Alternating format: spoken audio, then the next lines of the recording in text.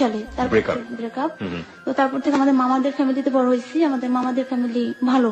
আপনি ব্রেকআপের ব্যাপারে আমাদেরকে একটু বলবেন, মানে কেন ব্রেকআপ হলো, আপনি কি দেখলেন, আপনার চোখে যতটুকু ভাসে? ব্রেকআপটা হচ্ছে যে আমার আব্বু আরেকটা বিয়ে করছে, এই জন্য সে ওদিকে চলে গেছে। পরে আর আমার আম্মু ওদিকে যায়নি, আমার মামারা তাকে নিয়ে আসছে।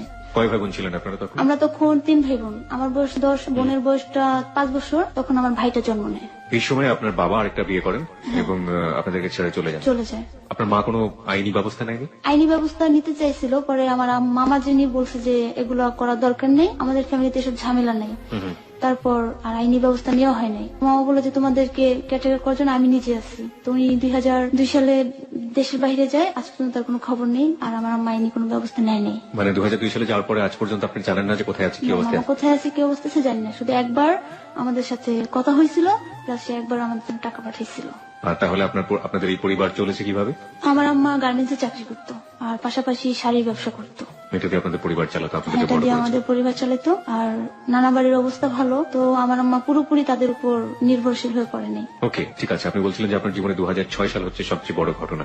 ঠিক আছে, আমরা 2006 সাল থেকে শুরু করতে পারি। 2006 সালে আপনার বয়স কত ছিল? তখন আমার বয়স 13 বছর এরকম হবে। আমি ক্লাস 6-এ পড়ি তখন। ওকে, চলুন। তো যখন আমি ক্লাস 6-এ পড়ি, গ্রামের স্কুলে পড়ি, আমার আম্মা আমাকে ঢাকা থেকে নিয়ে যায় 2 বছর পর।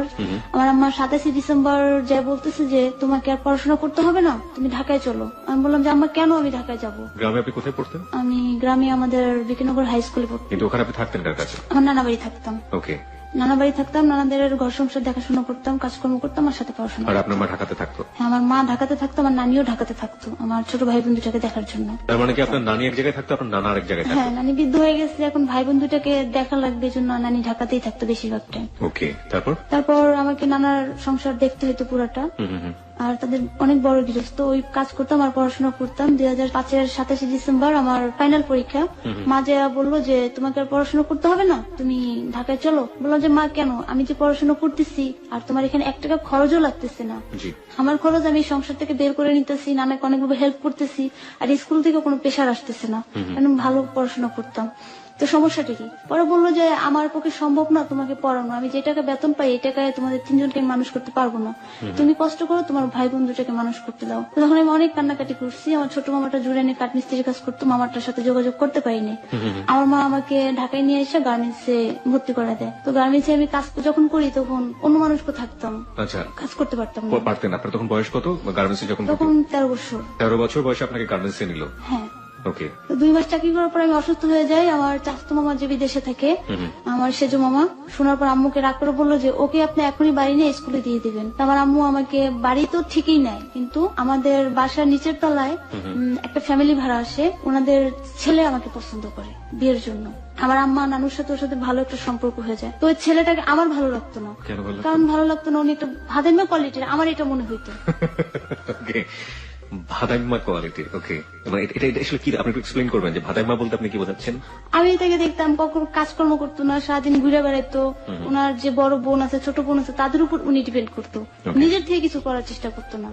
এই ছিল তার অভ্যাস। তারপর ওকে দেখে আর কি আমার আম্মা পছন্দ করে, দেখতেও সুন্দর। তো আমার তখন মানে ছেলে মানুষকে আমি কাজ শেষে সবসময় খেলাধুলা করতাম, আমাদের বাসায় পিচ্ছি আছে একটা, ওর সাথে সবসময় খেলতাম। তো যখন আম্মা আমাকে বাড়ি নিয়ে যায়, একটু একটু শুনতে পাই যে ওর সাথে আমার বিয়ে ঠিক, তখন আমি এই কথাগুলো কারোর সাথে শেয়ার করতে পারতেছি না।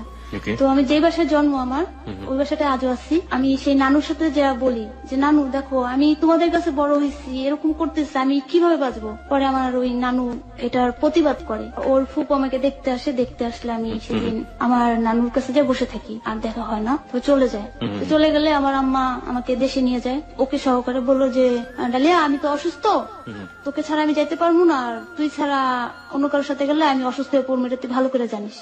তাই বললাম মা আমি যাইতে পারবো না, আমার ভালো লাগে না বাড়ি যেয়ে আসতে। তো মা বললো যে না তোকেই যেতে হবে। না মা আমি যাবো না। কোথায় ছিল আপনাদের দেশের বাড়ি? আমাদের দেশের বাড়ি শরীয়তপুর, পদ্মা সেতু হচ্ছে এখানে। আমাকে মামারা বললো যে দেখ আমার বোনের যদি কিছু হয় তুই যা। আমার মার ফুফাতো ভাই যে ছিল ফারুক মামুনি, এখন দেশের বাইরে আছে, তো ও বলছে যে মা যা, তুই যা। পরে ও বলে যে না আমি যাবো না। আমাকে বললো দেখ শাশুড়ি না ভালো, তুই যা। আমি বললাম যে যাওয়া লাগবে, হ্যাঁ যা। তো আমি আবার শুনতে পাইছি যে ওই ছেলেটা আমাদের বাড়ি যাবে। তো সকালবেলা ভোরবেলা আমি উঠে হাঁটি, এটা আমার অভ্যাস হয়েছে। তো আমার খালামুনি মানে আমার ফ্রেন্ডলি, তো ওকে নিয়ে হাঁটতে বেরোইছি, দেখে যে আমাদের রোডের মতো ছেলেটা দাঁড়ায় রয়েছে। তারপর তখন আমি বুঝতে পারছি হ্যাঁ এও আমাদের বাড়ি যাবে। তো গেল, একই লঞ্চে উঠে গেছি, কিভাবে যাই না। আমি মাকে বললাম মা তুমি বসো, আমি উপর থেকে ঝালমুড়ি খেয়ে আসি। লঞ্চের দোতলায় যাই দেখি আমার মামার ওই ছেলে দাঁড়ায় রয়েছে। তারপরে আমি মাকে বললাম তুমি লঞ্চের থেকে নামো, আমি তোমার খুন করবো। না এই ওয়েতে কথা আসলে অনেকেই বলে থাকেন, আসলে বাচ্চা ছেলেমেয়েরা আসলে মার সাথে হয়তো আদর করে অনেক সময় ধরনের কথাবার্তা বলে থাকে রাগ হয়ে গেলে।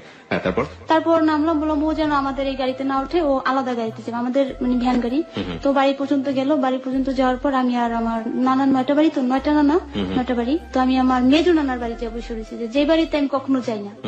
সবাই আমাকে খুঁজে ওখান থেকে নিচ্ছে, নেওয়ার পর মানে আমাকে বিয়েতে রাজি করাইতে সবাই ফেল হয়েছে। লাস্টে আমি আমার একটা মামার কথা খুব শুনি, তো বললো যে দেখো আমার মামার নাম হচ্ছে জাহাঙ্গীর, খুবই আদর করে। তো বললো যে মা দেখ তুই বিয়েতে রাজি হয়ে যা। আমি কেন মামা, আপনি তো জানেন এখানে যদি আমার বিয়ে দেন আমার একটা যে নষ্ট হবে।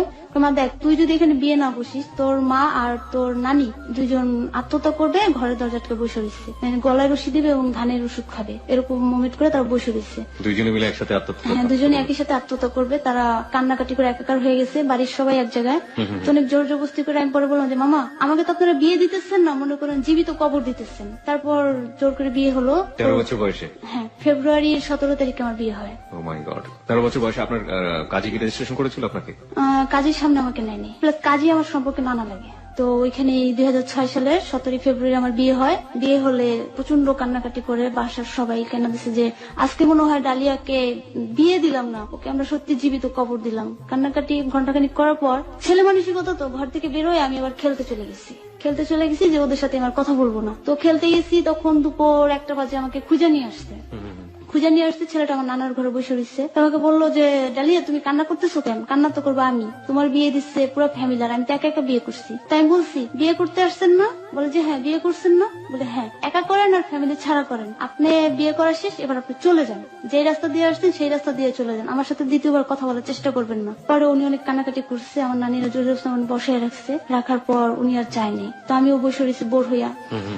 তো রাত্রে যখন আমার নানি আমাদেরকে দিল এক রুমে, তো আমি তাকে বললাম তোকে এখানে দিচ্ছি, তুই এখানেই থাকবি, আমার পিছে পিছে আসবি না, চুপচাপ থাকবি, এখানে লড়বিও না। তো আমি ওখান থেকে চলে আমার খালার কাছে চলে যাই। তো খালার কাছে চলে যাই, তারপর আবার আমার নানি নিয়ে আসি। তার কিছুক্ষণ পরে 10-15 মিনিট পর আমার মা মানে হাত পা ছেড়ে দিয়ে অজ্ঞান হয়ে গেছে। কেন তা যাই না, খুব উইক হয়ে তার দাঁত লাগে মানে অনেক অসুস্থ হয়ে পড়ছে।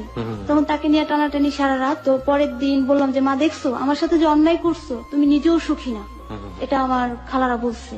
এখন বলতেছে যে ডালিয়াকে ঢাকায় নিবো না, এখানে থেকে পড়াশোনা করবে। আমি একটু জানতে চাই যে ছেলেটা কিছু করে না, হ্যাঁ এরকম একটা ছেলে তার পরিবার ছাড়া আপনাকে বিয়ে করলো, এবং আপনার মা সেখানে বিয়েটা কেন দিল? তার পরিবার ছিল, তো তার পরিবার যে বাসাটা ছিলাম তারা এখানে একটু সমস্যা ঘটাইছে, যে এখানে বিয়ে করো না সমস্যা হবে। পাশের বাসার বাড়িওয়ালার মেয়ের সাথে বিয়ে দিতে চাইছিল, যেখান থেকে যৌতুক পাবে এবং তাদের কাছে থাকতে পারবে। তো পরে ওখানে বিয়ে করে না দেখে তারা উল্টা পাল্টা কথা বলছে, যে কিছু নোংরা মন্তব্য করছে, যার জন্য ওর ফ্যামিলি সরে গেছে। তারপরে আবার ওর ফ্যামিলি বলে দিচ্ছে যে দেখ ওকে যদি ঘন ঘটা করে বিয়ে করিস তাহলে এই বিয়ে হবে না, কারণ ওরাই সমস্যা করবে, তুই যা ওদের গ্রাম থেকে বিয়ে করে নিয়ে আমরা তোর সাথে আছি। ওর ফ্যামিলি ওর সাথে ছিল কিন্তু ফেস হয়নি সবার সামনে। ওকে, আর আপনার মা কেন দিল এরকম একটা ছেলের সাথে বিয়ে? আমার আম্মার ছেলেটাকে অসম্ভব ভালোবাসতো, মানে আমার চাইতেও আমার আম্মু অনেক ভালোবাসতো, আমার নানিও অনেক ভালোবাসতো। যেমন আমি অফিস করে আইসা ঘরে শান্তিতে বসতে পারতাম না, ওর জন্য সবসময় ঘরে আড্ডা দিত। অফিস মানে আপনি গার্মেন্টস থেকে কাজ করে আসছে, 8টা-9টা বাজে আসা দেখতাম ঘরের ভিতরে আড্ডা দিতেছে। তখন খুব অস্থির লাগতাম, পাশের রুমে আমার খালার কাছে যে বসে থাকতাম, আমার মার বান্ধবী হয় তার কাছে যে বসে থাকতাম। এরকম ভাবে অনেক অসুস্থ বোধ করতাম। পরে বিয়ে হয়ে গেলে স্কুলে ভর্তি করতে বলে, তো আমি বললাম যে না আমি আর পড়বো না। আচ্ছা, আমি একটু এই প্রসঙ্গে আবারও আসতে চাই। আমি একটু ইলাবোরেটলি জানতে চাচ্ছি এই কারণে যে ছেলেটার সাথে বিয়ে দিল ওর সাথে আপনার বয়সের পার্থক্য কতদিনের ছিল, মানে কত বছরের ছিল? ওর তখন 27-26 হবে বয়স। আর আপনার মাত্র 13 বছর বয়স। ও কিছু করে না? ও কিছুই করে না। পড়াশোনা করেছে? ও বলছিল যে ইন্টারমিডিয়েট পাস করছে কিন্তু আন্ডার মেট্রিক, এটা আমি পরবর্তীতে জানতে পারছি। ওকে, আর এমনিতে পড়াশোনা ও যে করে না, কিছু যে করে না, এটা নিয়ে মা কিছু বলতো না? আমার মা জানতে পারছে ওই শাহজালাল ইসলাম ব্যাংকে চাকরি করে। মিথ্যা কথা বলেছে? মিথ্যা কথা বলছে। ওকে, চাই আমরা তাহলে সামনের দিকে যাই। আপনি যেটা বলছিলেন যে ওই জায়গাটা ছিলেন বাসর রাতের পরে আপনার মা ফেইন্ট হয়ে গেল, হ্যাঁ সেইখান থেকে আমরা আবারও শুনতে চাই। তো ওইখান থেকে মা পরের দিন সুস্থ হলো, ঢাকায় চলে আসবে। আমাকে বললো যে ওকে স্কুলে ভর্তি করে দে, ওকে ঢাকায় নেবো না। তো আমি তখন বললাম যে এখানে থাকবো না, ঢাকায় চলে যাব। তাই আমি ভাবলাম যে ঢাকায় গেলে আমার জন্য ভালো হবে, আমি যদি এখানে থাকি ও আসবে আর আমার নানারা জোর করে ওর কাছে আমার পাঠাই দিবে, আমি ঢাকায় যাই গার্মেন্টসে চাকরি করবো। তো আমি যেই গার্মেন্টসে চাকরি করতাম মিরপুরের ভিতরে খুব ভালো একটা গার্মেন্টস, যেখানে ডিউটি খুব কম হয় এবং স্যালারিও ভালো, পরিবেশটাও ভালো, এবং ছোট দেখতে আমাকে সবাই অনেক আদর করে। আচ্ছা। তো তারপরে আমি ওই জায়গার চাকরিটা ছেড়ে দিচ্ছি, আমি ওখানে হেল্পার ছিলাম, অপারেটর হয়ে গেছি। পরে চাকরি নিচ্ছি ওই মালিকের আরেকটা গার্মেন্টসে চাকরি নিচ্ছি, যে ওটা ছিল শার্টের ফ্যাক্টরি, এখন নিচ্ছি প্যান্টের। যে তখন তো প্যান্টের ফ্যাক্টরিতে নাইটও হইতো এবং প্রচন্ড ডিউটি হইতো, যে আমি যদি এরকম একটা চাকরি নিই ওর ফেজ আমার হতে হবে না, আর ওরা ওই বাসায় ছেড়ে দিচ্ছে, বাসায় ওরা আর যেতে পারবে না, এটা মনে করে আমি ওই গার্মেন্টসে চাকরি নিই। ওই গার্মেন্টসে যখন চাকরি নিই রাত 12টা বাজলেও বাসায় আসলে দেখতাম বসে রয়েছে। তারপর এরকম করে আমাদের পাশের রুমের আন্টি মানে বাড়িওয়ালার মেয়ে অনেক অপমান করে পাঠিয়ে দিচ্ছে, তো বিভিন্ন উসিলা দিয়েও আমাদের বাসায় আসতো, তোর সাথে আমার কথা হইতো না, এরকম করতো। এক পর্যায়ে আমার মা আমার উপরে খুব অত্যাচার করা শুরু করলো, তুমি ওর কাছে যাও। আমি বলছি না, আমি ওর কাছে যাবো না। তো যখন আমি ওর কাছে গেলাম, মা জোর করে পাঠাইলো, তখন মিরপুর 6 নম্বরে বাসা ভাড়া নিল, ওর আম্মা ছিল, বোন ছিল, ওর বোন আবার আমার বান্ধবীও ছিল বিয়ের আগে। তো বাসা নেওয়ার পর যে বাসার করুণ অবস্থা, ওরা আমাকে এটা মনে করছে যে মামার বাড়ি এত বড় লোক, ওরা ঘরে ইনকামও ভালো, খুব স্বাচ্ছন্দ্যে আছে, বিয়ে করলে মোটা অঙ্কে কিছু পাবে, মামারাও কিছু দিবে, এটা মনে করে বিয়ে করছে। আর শুনছে যে আমার জন্য কিছু টাকা ডিপোজিট করে রাখছে, আসলে কিছু না, ছোট একটা অ্যাকাউন্ট আমার মা করতো, মাসিক রাখতো। পরে ওরা এটা মনে করে বিয়ে করে নিয়ে গেছে। নিয়ে যাওয়ার পর আমি তো চাকরি করি, তো তখন আমার উপরে প্রেশার দেয়, তুমি এটা করো। তখন আমি চাকরি করতে পারতাম না। তবে ওর মা আমাকে অনেক আদর করতো, অসম্ভব আদর করতো, যেমনি আমাকে সবসময় কোলে বসে আর নিজের হাতে তুলে খাওয়াইতো। কিন্তু এটা আসলে দেখাইতো কিনা আমি জানি না, আমি জানি সে আমাকে আদর করতো, আজও আদর করে, আজও ভালোবাসে। তো ও সারাদিন কোথায় থাকতো জানতাম না, রাত্রেও বাসায় ফিরতো না। আমার সাথে রিলেশন হওয়ার আগে ওর আবার একটা অ্যাফেয়ার ছিল আরেকজনের সাথে 5 বছর, এটা আমি জানতে পারি বিয়ের পরের দিনই। বিয়ের পরের দিন জানার পরে আমি বললাম, আপনি যে মেয়েটাকে ঠকে আমার কাছে আসছেন, আপনি কি সুখী হবেন? কখনই হবেন না, দেখেন মেয়েটা কিভাবে কান্না করতেছে। তো আমার সাথে বিয়ের পরও ওই মেয়েটার সাথে রিলেশন ছিল, এটা ওর বোন আমার আগে বুঝতে পারছে। ওর ছোট বোন শিমু এখন কোথায় আছে আমি জানি না, ও যদি আমাকে শুনতে পায় আমি ওকে অনেক মিস করি। শিমু আমাকে অনেক হেল্প করছে ওর ভাইয়ের এই বিষয়ে। আমি মিরপুর 6 থেকে দেখতাম ঘরে বাজার টাজার ঠিক মতো করতো না, মানে একটা অভাব অনটনে রাখতো, নুনান্তে পান্তা ফুয়ে অবস্থার। ও তো বাসায় আসতো না, মন চাইলে আসতো না, মন চাইলে নাই, কখনোই বাসায় আসতো না, সবসময় বাহিরে থাকতো। তো আমার ছোট দেবর জনিও আমাকে অনেক ভালোবাসে, আমাকে ভাবি বলতো না, ও আমাকে মেজো আপা বলতো। ওর বয়স কত ছিল আপনার? ওর বয়স তখন 20 হবে। তো ওর খরচটা দিয়ে সংসার চলতো, আর আমার যে দাদা শ্বশুর ছিল আর চাচা শ্বশুর ছিল, ওরা আবার আমার শাশুড়িকে খরচ দিত। তারপর এভাবে চলতে থাকে। পরে আমি যখন চরম অসুস্থ হয়ে যাই, তখন আমার শাশুড়ি বললো যে এখান থেকে তুই অসুস্থ হয়ে যাবি, তুই গ্রামে যাই কিছুদিন থাইকা। তো আমি গ্রামে যাই, থাকে।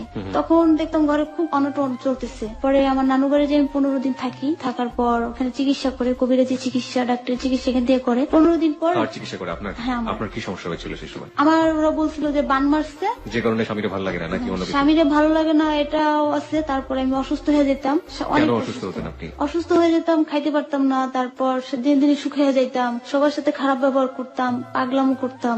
এগুলো এটা কেন করতেন? মানে এই যে পাগলামো করার ব্যাপারটা, খিটখিটে মেজাজ হয়ে যাওয়া, খিটখিটে মেজাজে থাকতো, কেন করতাম জানি না। ওকে, আমি এখানে সবারকে একটা ক্লু দিতে চাই, যারা শ্রোতা আছেন তারা একটু মাথায় রাখবেন যে বয়ঃসন্ধিকাল অনেক বড় একটা ব্যাপার হতে পারে। এই খিটখিটে মেজাজের পেছনের কারণ বয়ঃসন্ধিকাল হতে পারে এরকম যে সে যেহেতু যে মানুষটাকে পছন্দ করতো না, সেই মানুষের সাথে তার 24 ঘন্টা ওঠা বসা, এবং সেই মানুষের সাথে ঘর সংসার, যে কোনো কিছুই হতে পারে। তো সেটা চিকিৎসা হচ্ছে কবিরাজি চিকিৎসা, তাই তো?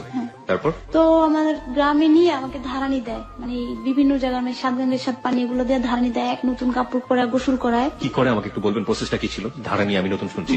প্রসেসটা ছিল যে আমি যখন গ্রামে নেয়, আমাকে কবিরাজ যিনি দেখলো, আমার সম্পর্কে এক মামা লাগে গ্রামেরই, উনি বললো যে 7 রঙের পানি, ফুল, তারপর একটা মুরগি আর একটা নতুন গামছা, এগুলো দিয়ে আমার কবরের মাটি এগুলো দিয়ে গোসল করাতে হবে। কি কি গাছের কাটা লাগবে? মুরগি দিয়ে কিভাবে গোসল করাবে? মুরগিটা তো ছাইড়া দিবে আমার গোসলের পর। আচ্ছা, আপনি একটু প্রসেসটা বলেন কিভাবে কি করে হয়েছে। যাই হোক, এগুলো লাগবে। পরে এগুলো মামা পরে দিছে, পরে দেওয়ার পর আমার নানি এগুলো গরম করে দিচ্ছে। এটা ছিল সন্ধ্যায়, মাগরিবের আজানটা দিবে। তো আমি গোসল করছি, গোসল করে কাপড় চোপড় খুইলা যেটা পরনে ছিল ওইটা ফেলাই দেয়া পিছনে না তাকে সোজা ঘরে ঢুকে গেছি। এটা ছিল প্রথম দিন। পরের দিন মুরগিটা ছাড়িয়ে দিচ্ছে। তারপরে যখন পেট ব্যথা করতো, খাইতে পারতাম না, আরেকটা কবিরাজের কাছে নিয়ে আমার নাভিটা খুলছে। সেটা ছিল একটা গ্লাসের ভিতর একটু পানি নিয়ে গ্লাসটা আমার পেটে বসাই দিচ্ছে, একটা দোয়া পড়া। সবারটা 10-5 মিনিটই খুলছে, আমারটা খুলতে 1.5 ঘন্টা লাগছে। 1.5 ঘন্টা পর ওটা খুলা দেখে যে আমার হাতের নখ আমার মনে আছে আমি সবসময় মেহেন্দি ব্যবহার করতাম আমার এই বুড়ি আঙ্গুলটায়, সেই নখটা সুন্দরভাবে কাটা, আমার মাথার চুল, মেয়েদের যে সমস্যাটা হয় সেই জিনিসটা। তারপর এই আরজিনা বলে সবাই চিনবে কিনা জানি না, যেটাকে দেখলে গ্রামের সাধারণত ওই মেয়ে ছেলে নাবিটাকে গুলের মতো দেখতে, কিন্তু এটা চিকন। কি জিনিস এটা? এটাকে আরজিনা বলে আমাদের দেশে। কোনো প্রাণী? হ্যাঁ, এটা একটা প্রাণী, এটা ছোট গুলসাপ যদি কেউ দেখে গুলসাপেরই মতো, কিন্তু এটা চিকন। আচ্ছা। এটা আরজিনা নাম? আরজিনা বলি। আচ্ছা, ঠিক আছে। ওটা দেখলে সবাই নাবি ডাকে, ওটা মানে মেয়েরা নাবি ডাকে ওটা? সবাই ডাকে, ছেলে মেয়ে সবাই। যাই হোক, আমি জীবনে এটা আমরা ছোটবেলা করতাম আর কি, আমাদের খুব মজা লাগতো। মানে কারণ কি, উনি এসে কি ওদিক দিয়ে ঢুকে যায় পেটের ভিতরে না? ওটা যদি তাকে থুতু ছিটাতো তাহলে নাকি হাতে ঘা হয়, পচা যায়। এটা ওকে, গ্রামে এই ধরনের অনেক কুসংস্কার আছে। যাই হোক, আমি শুনছি, ভালো লাগছে আর কি। ওই আরজিনার গোস খাওয়াইছে যে আমি শুকাতে শুকাতে আরজিনার মতো হয়ে যাবো। মজা পেয়েছিলেন? মানে টেস্টি ছিল? ওটা তো চালান করে খাওয়াইছে। ওকে, আমরা বুঝতেও দেয়নি কাহিনী কি হয়েছে। ওকে, যাই হোক, তারপর? আর তারপর সাপ কিছু খাওয়ানি তো? সাপ ব্যাং খাওয়া নাই। আর চিলটা তো সবাই চিনে, চিলের মাংস খাওয়াইছে। এই জন্য তো বাংলাদেশে এখন চিল খুঁজে পাওয়া যায় না। চিলের মতো এক এক জায়গায় উড়ে উড়ে চলে যাবো, এটা ছিল। আর আরেকটা খাওয়াইছে, ওটা মনোমনির গোটা বলে কবিরাজি ভাষায়। সেটা তেলাপোকার ডিম যদি কেউ দেখে থাকে,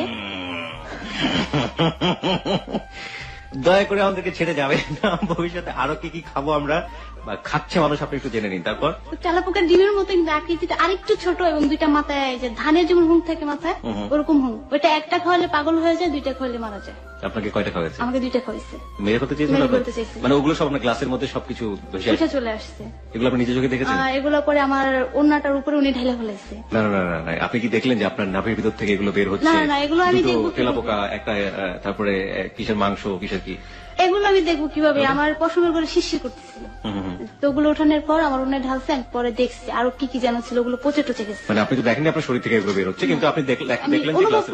ওকে, ঠিক আছে। যাই হোক, বিশ্বাস অবিশ্বাস সবই আপনাদের উপরে। আমরা শুধু সিচুয়েশনটাকে ব্যাখ্যা করার চেষ্টা তারপর করছি। আমাকে কবিরাজ কিছু ওষুধ দিল, বললো যে পেটের ভিতর ঘা হয়ে গেছে।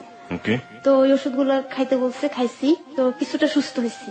সুস্থ হওয়ার পর আবার মাসখানিক পর আমার সেই একই অবস্থা, তখন আরো করুণ অবস্থা। এবার আপনাকে হাতি মেরে খাওয়াবে। ওকে, যান। তারপর? যাই হোক, পরে তখনও গার্মেন্টসে চাকরি করি, তখন আমি আমার সে আগের পুরোনো গার্মেন্টসে গেছি। তো যাওয়ার পর কাজ করতেছি খুব ভালো। মাসখানিক পর কাজ করতেছি, এক সময় আমার যে সিনিয়র ছিল তাকে বললাম যে আপু আমার কাজ করতে ভালো লাগতেছে না, আপনি একটু কাজ করেন, আমি একটু ঘুরে আসি। আমার একটু স্বাধীনতা ছিল ওইখানে। তো বাথরুম থেকে ফ্রেশ হয়ে এসে যখন বসছি, ওইখানে এগুলোকে আবার পড়ে গেছে, হাত পেয়ে গেছে। তো আমার মা ওকে বললো যে কাসুর আলম তুমি আসো, ডালিয়া তো অজ্ঞান পড়ে গেছে, ওকে ডাক্তার কাছে নিতে হবে। ডাক্তার আবার বলছে কবিরাজের কাছে নিতে হবে। ডাক্তার বলছে কবিরাজের কাছে নিতে হবে? মানে যে ডাক্তার কাছে নিয়ে গেছে সে ডাক্তার বলছে কবিরাজের কাছে নিতে হবে। তো আপনি কোন দুঃখে ডাক্তার হয়েছেন? এটা তো মানে জীবনে প্রথম শুনলাম, কত কিছু শুনবো হ্যালো 8920-তে। ওকে, যাই হোক, তারপর কি? পরে মিরপুর লালমাটিয়া একটা কবিরাজ, ওখানে গেছি। যাওয়ার পর ও বললো যে দাঁড়ান দাঁড়ান, আপনার মেয়ে মরে গেলে মরে যাক, আমাকে ছাড়া ডাক্তারের কাছে নিতে পারবেন না, আবার না জানি আবার আপনারা আমাকেই বান মারেন কিনা। কে বলছে এটা? এটা আমার হাজবেন্ড বলছে। ওকে, তো আসতে আধা ঘন্টা লেট করছে। তারপরে আমার মা ওকে সহকারে নিয়ে গেছে। কবিরাজ আবার ওই ছেলেটা আমাকে কোরআন শরীফ পড়া ঝেড়ে টেড়ে দেওয়ার পর বললো ও যদি এখন বাসা গেলে ঘুমায় যায়, আপনারা ওকে ডাকবেন না। সেই আগের ট্রিটমেন্ট আবার করলো, আবার এইসব গুইসাপ মেরে খাওয়ালো। ছেলেটাও আমার বয়সী, মানে তখনও আমার বয়সী ছিল, 22 বছরের ছিল। তো বললো যে আমার কাজ তো আমি করে দিচ্ছি, কিন্তু এর ডাক্তারি চিকিৎসা লাগবে, ডাক্তারের যে চিকিৎসাটা আছে আপনি এটা করাই ফেলেন। তারপর ডাক্তার দেখাইলো আমার মা। ওই ছেলে আবার কালো জিরা আমাকে দিচ্ছে খাইতে। কোন ছেলে? কবিরাজ? হ্যাঁ, কালো জিরা খাইতে বলছে। আমি আবার কালো জিরা খাইতে পারি না, অস্বস্তি লাগে আমার। এটা মনে করলে খুব মজা লাগে যে কালো জিরার বড়ি। আমার মাকে বলছিলাম আমি এটা খাইতে পারি না, তুমি জানো, আমাকে বড়ি বানিয়ে দাও। বলে যে তোরে নিয়ে যে আমি কি করবো জানি না। পরে আমার মা বড়ি বানিয়ে দিচ্ছে। আমি সকালে ওইটা বেসিং এ যা খাইতেছি, আমার গলার এখানটা আটকে গেছে, এদিকে আসতেছে না ওদিকে আসতেছে না। তখন ভোর 5:30 বাজে। কি করি? পরে খুব জোরে একটা চিৎকার মারছি মা বললাম। তো বাসার সবাই চলে আসছে যে কি হয়েছে কি হয়েছে, আমি বলতে পারতেছি না, গলার এই পাশে আটকে গেছে। তো ওইটা ভিতরে যাওয়ার পর সবাই খুব হাসাহাসি করছে। তারপর আমারও খুব মজা লাগছে যে আজকে যদি একটা খেলা দেখালি, বাসার সবাই উঠে গেছে। তারপর থেকে আর ওষুধ খেতে পারি না। তখন ওদের ফ্যামিলি থেকে আমার বাসায় চলে আসবো। তো 15 দিন পর আমাকে যখন আনতে যায় আমার দেবরকে সহকারে, তো আমাকে বলতেছে যে ডালিয়া গাড়ি ভাড়া টাকা নেই, টাকা লাগবে, টাকা দাও। আপনার হাজবেন্ড বলছে আপনাকে? ওকে, আমি বললাম তুমি ঢাকায় চাকরি করো, দিন রাত কোথায় থাকো আমি জানি না, আমার চিকিৎসার খরচটা আমার মা চালাইছে, তো এখান থেকে গাড়ি ভাড়া লাগে একজন মানুষের 100 টাকা। তো তোমার কাছে যদি 100 টাকা না থাকে তুমি ওকে নিতে আসছো কেন? আমার মারাই বলতো যে আপনার মেয়েটাকে প্যাকেট করে নিয়েছেন, আমার প্যাকেট করে দিয়ে যান। পরে এটা আবার আমার দেবর জানে না, ও কিছুটা বুঝতে পারছে। এ কথাটা আবার বলছে আমাকে রাস্তায় এসে। তার আগে আরেকটা ঘটনা ঘটছে যে ওর কাছে যে টাকাটা ছিল ওটা আমার নানির কাছে, ও আমার নানির কাছেও রাখেনি। আমার নানি ওকে অনেক ভালোবাসে, ও আমার চাচাতো খালার কাছে কাছে রাখছে। ওকে। এটা রাখার পর আমি ভাবতেছি যে আমার এই খালাটা তো থাকে নানা বাড়ি, তো এই খালা কারোর সাথেই কথা বলে না, আর ও বারবার খালার কাছেই বা কেন যাচ্ছে। এটা পরবর্তীতে আমি জানতে পারছি যে খালার কাছেও টাকা রাখছে, এই জন্য গেছে। তো বাজারে যখন আসি গাড়িতে উঠবো, তখন আমাকে বলে যে টাকা লাগবে, টাকা দাও। আমি বললাম যে এটা কি বলো? পরে আমাকে জনি বললো যে কি হয়েছে না জপা, এদিকে আসেন। ভাইয়া কি বলছে? না কিছু বলে নাই। নিশ্চয়ই টাকা চাইছে। আমি বললাম যে টাকা চাইছে না, এরকম কিছু না। হ্যাঁ টাকা চাইছে, আপনি না বললে কি হবে? তারপর ওরা দুই ভাই মিলে গ্যাঞ্জাম করলো। গ্যাঞ্জাম করার পর বললো যে ঠিক আছে চলো যাই। ওকে। রওনা হলো, লঞ্চে আসি। লঞ্চে আমি বসে থাকতে না, আমার সেটা দাঁড়ায় থাকতে ভালো লাগে, তো সবারই বোধহয় ভালো লাগে। আমি ওইখানে দাঁড়ায় রয়েছি, নদী দেখতেছি।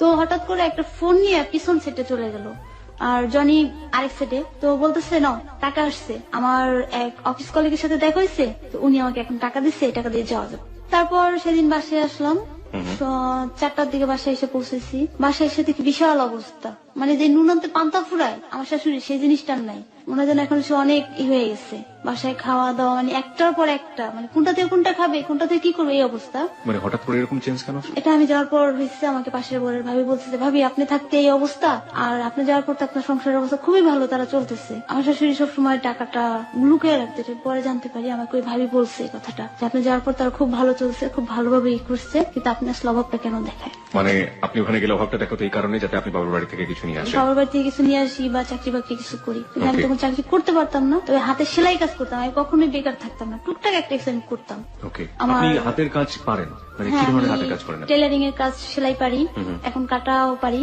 তারপর আগে যে সুই সুতায় মেয়েদের জামার কাপড়, ছেলেদের পাঞ্জাবি, ফতুয়া, বাচ্চাদের কাপড়ে পুঁতি চুমকি বসানো, এই সব টুকটাক কাজ আমি করতাম সবসময়। এখন আপনি এটা পারেন? এখনো করি। তারপর ব্যাগ ট্যাগ বানানো, এগুলো আমি সবসময় করি, কারণ আমি যে বাসায় জন্ম নিচ্ছি ওই আন্টি টেলারিং থেকে শুরু করে ব্লক, বাটি, পাঞ্জাবির হাতের কাজ সব কাজ জানে। তো আমি স্কুল থেকে আসলে আন্টি আমাকে খেলার ফাঁকে ফাঁকে ওনার মেয়ের মতো করেই করছে, কাজটা শিখেছে। তো আমি ওই করতাম, আমার একটা আগ্রহী ছিল মানে কারুকাজের উপরে কিছু শেখার। যাই হোক, ডালিয়ার একটা অসাধারণ যোগ্যতা আমরা জানলাম। ওকে, তো আপনি এসে দেখলেন যে অবস্থা খুবই ভালো এবং খুব ভালো চলতেছে। হ্যাঁ, তারপর জালাল ভাই এগুলো সবসময় ফলো করতো, যে আমার শাশুড়ি দুই চোখ করতেছে। জালাল মানে কোন জালাল? আমার ননাসের জামাই। ওকে। উনি দেখতো যে দুই চোখ করে, পরে বলতো যে মা এটা কিন্তু ঠিক না, এটাও আপনার মেয়ে, ওইটাও আপনার মেয়ে, আপনার মেয়ে কিন্তু আমার বাড়ি গেছে, আমার মা যদি এরকম করে তখন কষ্ট আপনার মেয়ে হবে, আর আমি তো নিজের চোখেই দেখতেছি।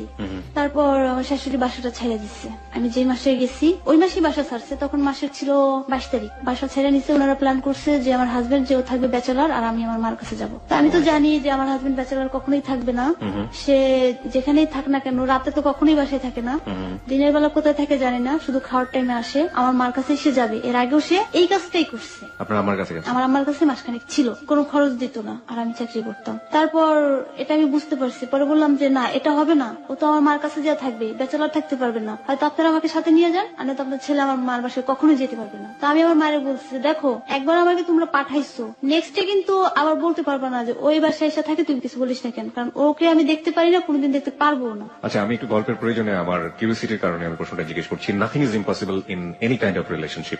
আমি একটু জানতে চাই যে আপনি বলছিলেন যে আপনার হাজবেন্ডের বয়স ছিল 27 থেকে 28 এর মতো, আপনার মায়ের বয়স কত ছিল আনুমানিক? আমার আম্মুর বয়স এখন 35 বছর। ওকে, আপনার হাজবেন্ডের সমবয়সী ছিল সে, নাকি আপনার হাজবেন্ডের অনেক বড়? কত বছরের বড়? হয়তো 7-8 হবে। ওকে, লেটস গো। তারপরে কি হলো? তারপর বললাম যে তুমি আমাকে কিচ্ছু বলতে পারবে না, ও যদি বাসায় যায় রাখবা কি রাখবে না তোমার ব্যাপার, আর আমার সাথে কোনো জোর জবরদস্তি বা কোনো রকম মানসিক প্রেশার দিতে পারবে না। ও কেমন আমি বিয়ের আগেও বলছি, এখনো বলতেছি, তোমরা বুঝে দেখো। পরে বললো যে আচ্ছা ঠিক আছে আমরা আনবো না। তখন মা বলছে যে আপনি বাসা নেন না কেন? আমি তো আমার মার কাছে যাবো না, এই বাসাতে আছি, এই বাসাতে থাকবো। পরে বলছে হ্যাঁ বাসা নিতেছি, বাসা দেখতেছি। আর আমার শাশুড়ি মাসের 27 তারিখ বাসা ছেড়ে সবকিছু নিয়ে গেছে।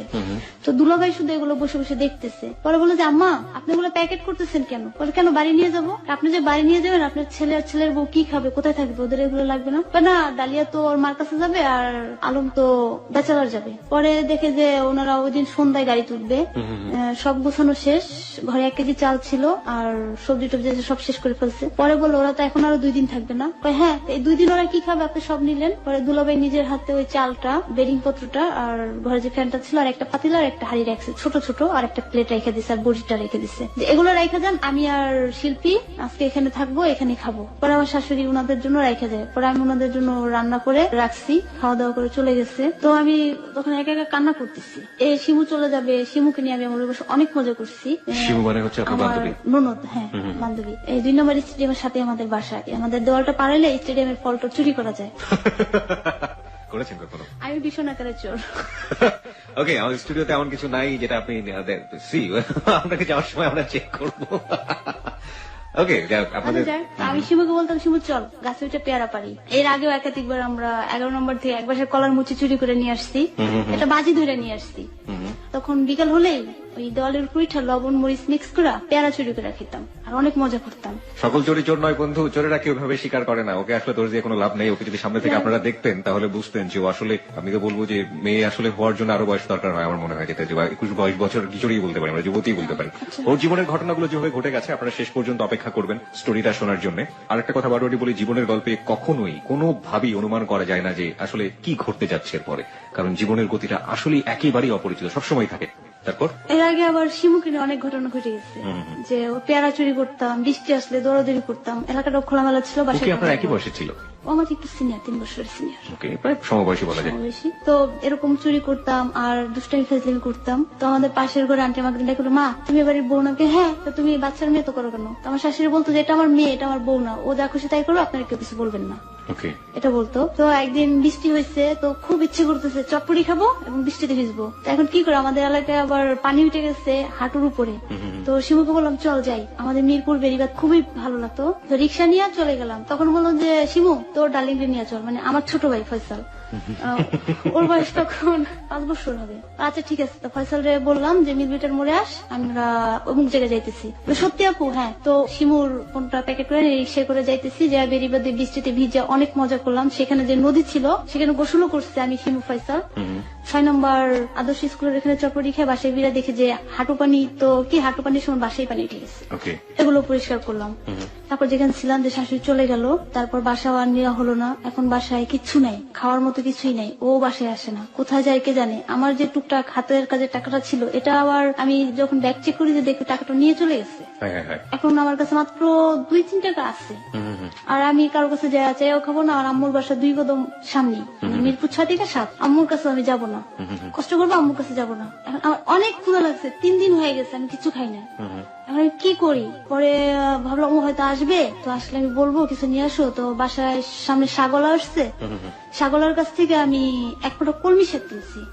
কলমি শাক কিনা কুইটা ধুইয়া সেদ্ধ করে রাখছি লবণ দিয়া, যে ও তো আসলে সব আনবে বা আমি আনতে বলবো, তো আর আসে না। পরে ক্ষুধা চড়ে আমি ওই সেদ্ধ করা কলমি শাক গুলো খাইছি। তখন আমার অনেক কান্না আসতেছিল যে আজকে আমি এখানে পড়ে রয়েছি, আমার মা আমাকে একটাবার দেখতে আসে না, আমি কিভাবে আছি, তারা শুধু তাদের এটাই দেখে। তারপরও আমি আমার আম্মারে বলছি যে মা লাগলে আমার লাশ যাবে এখান থেকে, আমি তোমার বাসায় যাবো না, তুমি ওকে এই চান্সটা দিবা না যে তোমার বাসায় ওঠার জন্য, তোমার কষ্ট হোক আর দরকার নেই। তো আমার মা কেউ পটায় ফেলছে, ভাইসা বলতেছে ডালিয়া আজকে তো 1 তারিখ বাসা নিছি, চলো। বাসা নিছেন কোথায়? কয় মিরপুরে নিছি। হ্যাঁ, আপনি করেই বলতাম ওরে আমি। আমাকে প্রশ্ন করতো তুমি আমার তুমি বলো না কেন? আমি স্যার আপনার কোনোদিনও তুমি বলবো না, কারণ আপনাকে আমার ভালো লাগে না, লাগবেও না, আপনার কিছু নেচার এগুলো আমার ভালো লাগে না। তো 1 তারিখে বাসার তো আর তেমন কিছু না, একটা রিক্সা নিয়ে আমার মার বাসার সামনে যায় থামছে। আমার মা বাসায় রিসিভ করলো। রিসিভ করার পর আমি বললাম যে মা তুমি এটা করছো, এটার ভুল তুমি শুধরাবা, আমি না। তারপর ওইখানে 10 দিন পরে আমি আবার গার্মেন্টসে চাকরি নিচ্ছি, যে আমার মার উপর যে একটা প্রেশার না আসুক, আমাকে যেন কারো কথা শুনতে না হয়। তো মার ওখানে চাকরি নিচ্ছি, চাকরি করতেছি 1 মাস। ও 2 দিন আবার বাহিরেই ছিল, মানে আমাকে দেখানোর জন্য যে আমি বাহিরে আছি। 5 দিনের মাথায় আমার মার বাসায় উঠছে। তো আমার মামা তো খুব রাগ, ও এখানে কেন আসবে, ও মা এটা বলছে না। তা আমি ওকে রাগ করছি, আপনি এখানে কেন আসছেন? তো বল যে আসছি, এমনি আসছি। আর আমার নানি ওকে সবসময় আঁচলের তলে ঢেকে রাখতো, এত আদর করতো। ও আমার নানির কাছ থেকে বিভিন্ন ভাবে খরচ নিত, আম্মুর কাছ থেকে নিত, এগুলো আমি বুঝতাম না, যার জন্য আম্মু আমাকে সবসময় রাগ করতো। তো এরপর আমার ননদ যে ছোট শিমু, ওর শারীরিক অবস্থা খারাপ, ওর ফুপুদের কাছে যাবে না, চাচাদের কাছেও যাবে না, আমার কাছে আসছে। তখন আমি কি করবো? ওকে তো ফালাইতেও আমি পারবো না। প্রথমত ওর সাথে আমার সম্পর্কটা খুব ভালো, আমার বান্ধবী। তোকে আমি আমার বাসায় রাখছি যে শিমু ঠিক আছে থাক, আমার সাথে থাক। ওর কিছু জিনিস আম্মুর খারাপ লাগতো, আমার সাথে খিটখিট করতো। এক পর্যায়ে চরম অসুস্থ হয়ে গেলে ওর বোন ওকে হাসপাতালে নিয়ে যায়। তো এখন ওর পাশে যে হাসপাতালে থাকার লোক আছে অনেক, কিন্তু কেউ থাকবে না। তখন আমিও নিজে অনেক অসুস্থ। তো সেই অবস্থায় 2 রাত 2 দিন আমি হাসপাতালে ওর সাথে আমি ছিলাম, শিমুর সাথে। তো শিমুর যে অবস্থা দেখে আমি নিজে আরো অসুস্থ হয়ে গেছি, যে আমি 2টা দিন হাসপাতালে পড়ে রয়েছি একটা রোগীর সাথে, আমারও ওরা কোনো খবর নেই আমি ওখানে কিভাবে আছি কি করতেছি। তারপর বাসায় চলে আসছি, আবার ওকে ওদের বাসায় নিয়ে গেছে, আমি আমার বাসায় চলে আসছি। আমার আম্মুর কাছে শিমু ছিল তখন 1 মাস অসুস্থ অবস্থায়। এটা জনি জানতে পারার পর জনি অনেক রাগারাগি করে, তারপরে আবার আমার মা আমাকে বাসা নিয়ে দিচ্ছে। বাসা নিয়ে দিলাম, বললাম এটাই লাস্ট, এরপরে আমি আর কোনোদিন যাবো না। বাসা নিয়ে দিচ্ছে আমার আম্মুর সামনে। তখন আমার স্যালারি বেশি না, 2-2.5 হাজার টাকা বেতন পাই আমি। ঘর ভাড়াটা হয়তো 1200 টাকা। তো ও আমাকে বলছে যে আমি চাকরি করতেছি, সমস্যা হবে না, আসো। তো ঠিক আছে, বাসা ভাড়া নিলাম। যে বাসাটাকে ভাড়া নিচ্ছি ওখানে আমার মাকে বোন রাখছে, খালাও আছে, তো ভালোই চলতেছিলাম। ওই বাসাটা যখন ছিলাম ভালোই চাকরি করতেছি, খাইতেছি ভালো। কিন্তু ওর মতো ও সকালে ভোরবেলা আসে, আবার সন্ধ্যাবেলা চলে যায়। আমি সবসময় বাসায় আসতাম 7টায় আর দুপুরে 1টায়। ওকে জিজ্ঞেস করতে না তুমি কই যাও? ও বলতো আমার নাইট ডিউটি দিনের বেলাও কাজ থাকে। কখনো টাকা পয়সা কিছু দিত না? তারপরে টাকা পয়সা কখনো দিত না, মাস গেলে 800 টাকা 700 টাকা এগুলো আমাকে দেখাইতো, এগুলো বলতো। আর বেসিক কারণে পরে জানতে পারছি, আমরা যে আগে যে বাসাটা ছিলাম, একটা বাসা ছিল, ওই বাসার বাড়িওয়ালার মেয়ের জামাই হিরোন টিরন এসব খাইতো। ও কখনো আবিজাবি খেত না, ওদের সাথে মিশে আবার এসব খাওয়া শুরু করছে, ধূমপান করা শুরু করছে। আর উপরি খাবারটা বেশি খেত। তো বাসায় এসে দেখতাম যে এরকম করতো, মাঝে মাঝে বাজার টাজার করে রান্না করেও রাখতো। আমি খেয়ে দিয়ে চলে যেতাম, বাসায় থাকতাম। তারপর দেখি যে একা আয়ে সংসার চালানো আমার পক্ষে খুব কষ্ট হয়ে যেতেছে। ও ঠিক মতো টাকা দেয় না, আবার ওর বাসা থেকেও আমাকে চাপ দিতেছে যে আমাদের খরচ কেন দাও না। তখন এটা আমি আমার যেটা ননাস ওনাকে বলি, দুলাভাইকেও বলি যে এরকম করলে আমি আপনাদের কোথা থেকে দেবো? আমি যা পাই তাদের তো একজনেরই হয় না। 2.5 হাজার টাকা বেতন পাই, 1200 টাকা ঘর ভাড়া, 2জন মানুষের খাওয়া আমি কিভাবে চালাবো? এক পর্যায়ে ও করে কি, আমাদের বাসার পাশে একটা মুদি দোকান, ওই দোকানে বাকি খায়। তাই বলে না, বাকি খাওয়া আমার পছন্দ না, আমার মা কখনো এটা করে নাই। আমার আম্মা যা পারছে তাই খেয়েছে, কিন্তু বাকি কখনো আমার মা পছন্দ করে না। এটা আমি করবো না, কারণ আমার অত অভাব পড়ে নাই, আর আমি অহরহ খরচ আমার হচ্ছে না, আমার বাকি খাইতেই হবে। তো লাস্টে বললাম ঠিক আছে বাকি খাও, কিন্তু প্রয়োজনীয় জিনিস ছাড়া অপ্রয়োজনীয় না। মাস শেষে যখন দোকানে আমি টাকা দিতে যেতাম, দেখতাম যে অনেক টাকা বিল হয়ে গেছে আমার বাজেটের বাইরে। তো আমি বলতাম যে ভাইয়া এগুলো কি কি আমাকে একটু লিস্ট দেখাইতে হবে।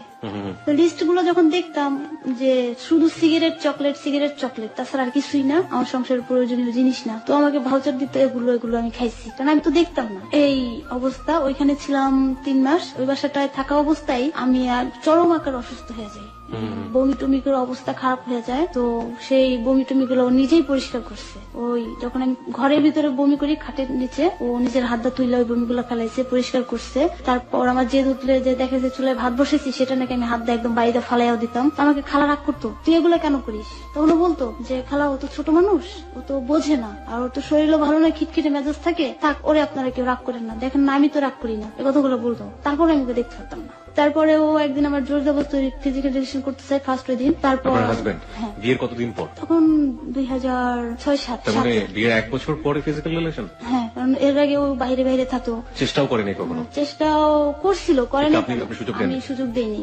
আমার থেকে 2 হাত দূরেও যদি বসে থাকতো, আমার নিঃশ্বাসটা বন্ধ হয়ে আসতো, দেখলে আমার নিঃশ্বাস বন্ধ হয়ে। খুব বাজে বিহেভ করতেন? ব্যবহার খারাপ করতাম না, কিন্তু আমার সাথে কথা বলতাম না, আমি সরে যেতাম। তারপর আমার সাথে জোরপূর্বক যে আচরণটা আপনার সাথে করেছিল এটা আমরা জানবো। তবে তার আগে আমাদের সংবাদের 2 মিনিটের একটা বিরতি আছে, ডালিয়া। আমরা বিরতির পরপরই আমরা ঠিক এই জায়গাটা থেকে আবার শুরু করবো। আমরা শ্রোতাদেরকে বলে নিই, আপনারা শুনছেন হ্যালো 8920 এবিসি রেডিও FM 89.2 বুধবারের রাতে ঠিক রাত 11টা 20 মিনিটে শুরু হয় অনুষ্ঠানটি।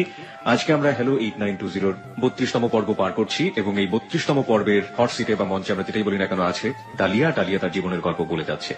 আমরা এ পর্যায়ে ছোট্ট একটি বিরতি নিচ্ছি, যেটি আমরা একটু আগে বলছিলাম। আর এই মুহূর্তে যারা আমাদের ডালিয়ার সাথে যোগাযোগ করতে চান তারা ফেসবুকে আসতে পারেন। আমাদের ফেসবুকের ঠিকানাটি হচ্ছে facebook.com/hello8920। আমি আবারও বলছি facebook.com/HELLO8920।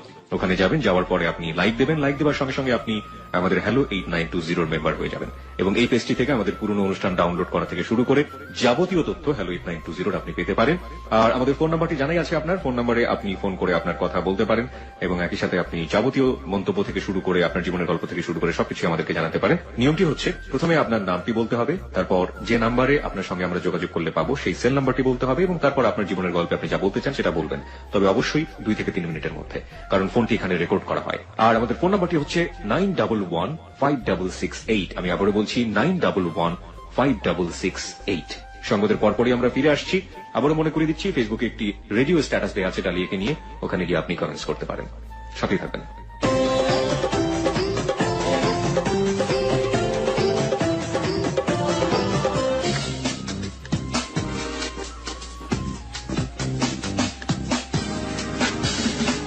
Hello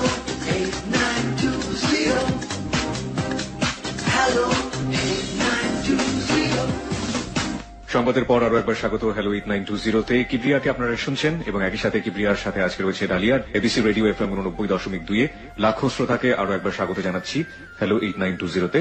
এই অনুষ্ঠানটি সম্পর্কে নতুন করে বলার কিছু নেই। আজকে আমরা 32তম পর্ব পার করছি এবং এই 32তম পর্বটি পার হয়েছে 32 জন কিংবা তারও অধিক মানুষের জীবনের গল্প নিয়ে। জীবনের গল্পগুলো যারা শুনে থাকেন তারা আসলে তাদের মতো করিয়ে নেন। এখানে আমরা কোনো উপদেশ দিই না, কোনো জ্ঞান গর্ভ বক্তৃতা রাখি না। আমরা বিশ্বাস করি ভালো মন্দ বোঝার ক্ষমতা সবারই তার নিজ নিজ জায়গা থেকে আছে এবং ডালিয়ার জীবনের গল্পটা শোনার পর যদি আপনি আপনার জীবনে কোনো শিক্ষা নিতে পারেন সেটাই হবে হ্যালো 8920 সার্থকতা। আমি আরো একবার ফোন নাম্বার বলে দিচ্ছি এবং এই ফোনে ফোন করে আপনি আপনার জীবনের গল্প বলার জন্য আমাদের স্টুডিওতে আসতে পারেন। ফোন নাম্বারটি হচ্ছে 91156668। আমি আবারও বলছি 91156668। আমাদের ফেসবুক পেজটি হচ্ছে facebook.com/hello8920। আমি আবারও বলছি facebook.com/HELLO8920। হ্যালো 8920 একসাথে লিখবেন, মাঝখানে কোনো স্পেস দেবেন না। এখানে গিয়ে লাইক দেবার সঙ্গে সঙ্গে আপনি হ্যালো 8920 মেম্বার হয়ে যাবেন।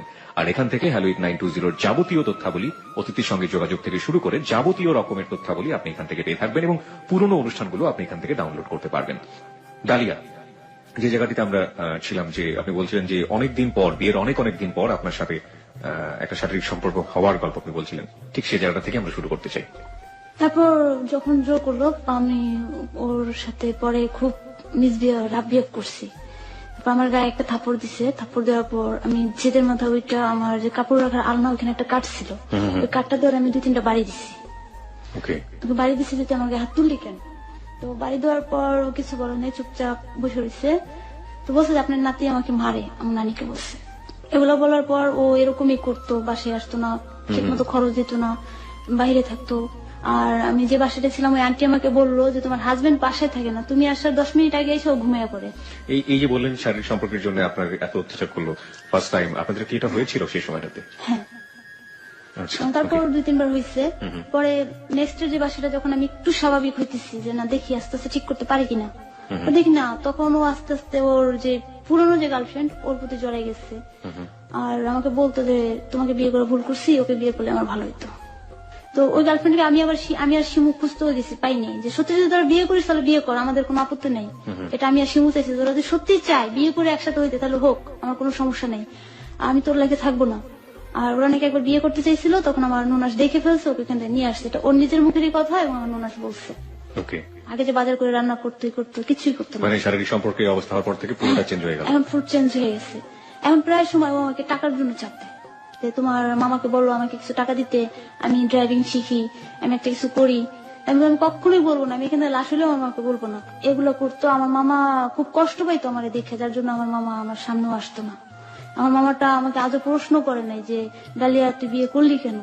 সবাই যে বলছে যে কারো কথা বিশ্বাস করে নেই, ও আমাকে কেন বললো না। আর আমারও আমার মামার প্রতি অভিযোগ দিই। আমার মামা জানে যে আজকে আমার বিয়ে, আমার মামা কেন বাড়িতে নাই, সে তার ফুপুর বাড়িতে ছিল। যাই হোক, অনেকগুলো কেমিস্ট্রিগত অনেকগুলো ভুল এখানে আছে। যাই হোক, তারপরে কি হলো আপনার হাজবেন্ডের সাথে? তারপর থেকে আমার মামা আমাকে ভালো করে দেখেন, আর আমার সাথে টাকার জন্য অত্যাচার করে, অনেক করে। তো আমি তালাক শব্দটা তখন উচ্চারণ করি যে লাগলে আমি ছেড়ে দেবো, মরে যাবো, তাও তোকে টাকা দেবো না। আর মামাদের কখনো বলবোই না। তারপর একদিন মামাকে শারীরিক ভাবে চর্চা করে টাকার জন্য। হ্যাঁ, টাকার জন্য ঘরের থেকে টাইনা নিয়ে আসে। তখন আমার মা শুনছে একজনের মাধ্যমে। আমার মামার এক বন্ধু ছিল, উনি আমার বাসায় খবর পাঠাইছে, আমার মা আমাকে দেখতে আসেনি। তখন আমার খালা ঢাকায় ছিল, আমার খালা নানিকে পাঠাইছে, আমার নানি এসে আমাকে নিয়ে যায়। তখন আমার শরীরে প্রচন্ড আকারে জ্বর, বাসায় কেউ ছিল না। আমাকে 1 গ্লাস পানি দিচ্ছে বাড়িওয়ালার ছোট্ট একটা মেয়ে, 7 বছর বয়স ও। তো বাসায় গেলে আমার আম্মা কথা বলে না, আমি কান্না করে দিলে আমার মামার বুকে জড়াই দেয়, মা তুই কান্দোস কেন, তোর কি হয়েছে, তুই আমার কাছে ক। কি ধরনের অত্যাচার করেছিল আপনার সাথে? আমাকে মারধর করছে, হাত ধরে খাটের থেকে টাইনা নামাইয়া গেট পর্যন্ত নিয়ে গেছে। এরকম করার পর অসুস্থ খুব কষ্ট লাগছে। পরে মামার বলছি, কয় যে ঠিক আছে তুই ওর কাছে যাই না, মামা একটা বকা দিচ্ছে। তারপর ও আমাকে মারতো সব সময়, এমন ভাবে মারতো যেন আমার শরীরে কোথাও স্পট না পড়ে আর বোঝা না যায়। গলাটা চাইপা ধরতো, কিন্তু গলার ডোরটা চেপা ধরতো, মুখ চেপে গলার ডোরটা চেপা ধরতো, হাত পা একদম চাপাই ফেলতো, তাই আমি লড়তে না পারি। তারপর এরকম আরেকদিন করতেছিল, ও আমাকে সেদিন অফিস ছুটি, আমার অফ ডে, বাসায় দিচ্ছি, কোথায় যেন গেছে, জ্বর শুয়ে দিচ্ছি। ও আবার সেই টাকার জন্য আমাকে মারতেছে।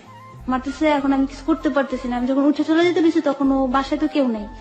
আমাকে হাত পা বাইধা একদম চিপাই নিয়ে খাটের উপর ফেলে গলার ঢোটা চিপা ধরছে।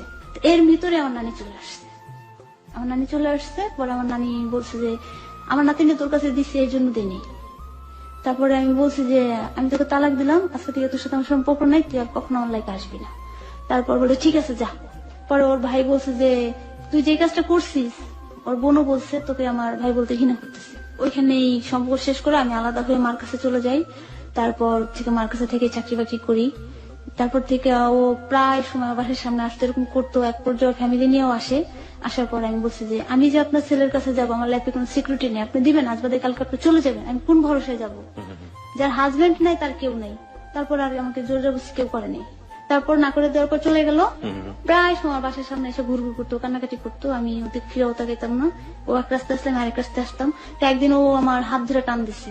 তারপর ওকে ড্রাগ করার পর আমার হাত ছেড়ে দিয়ে চলে গেছে।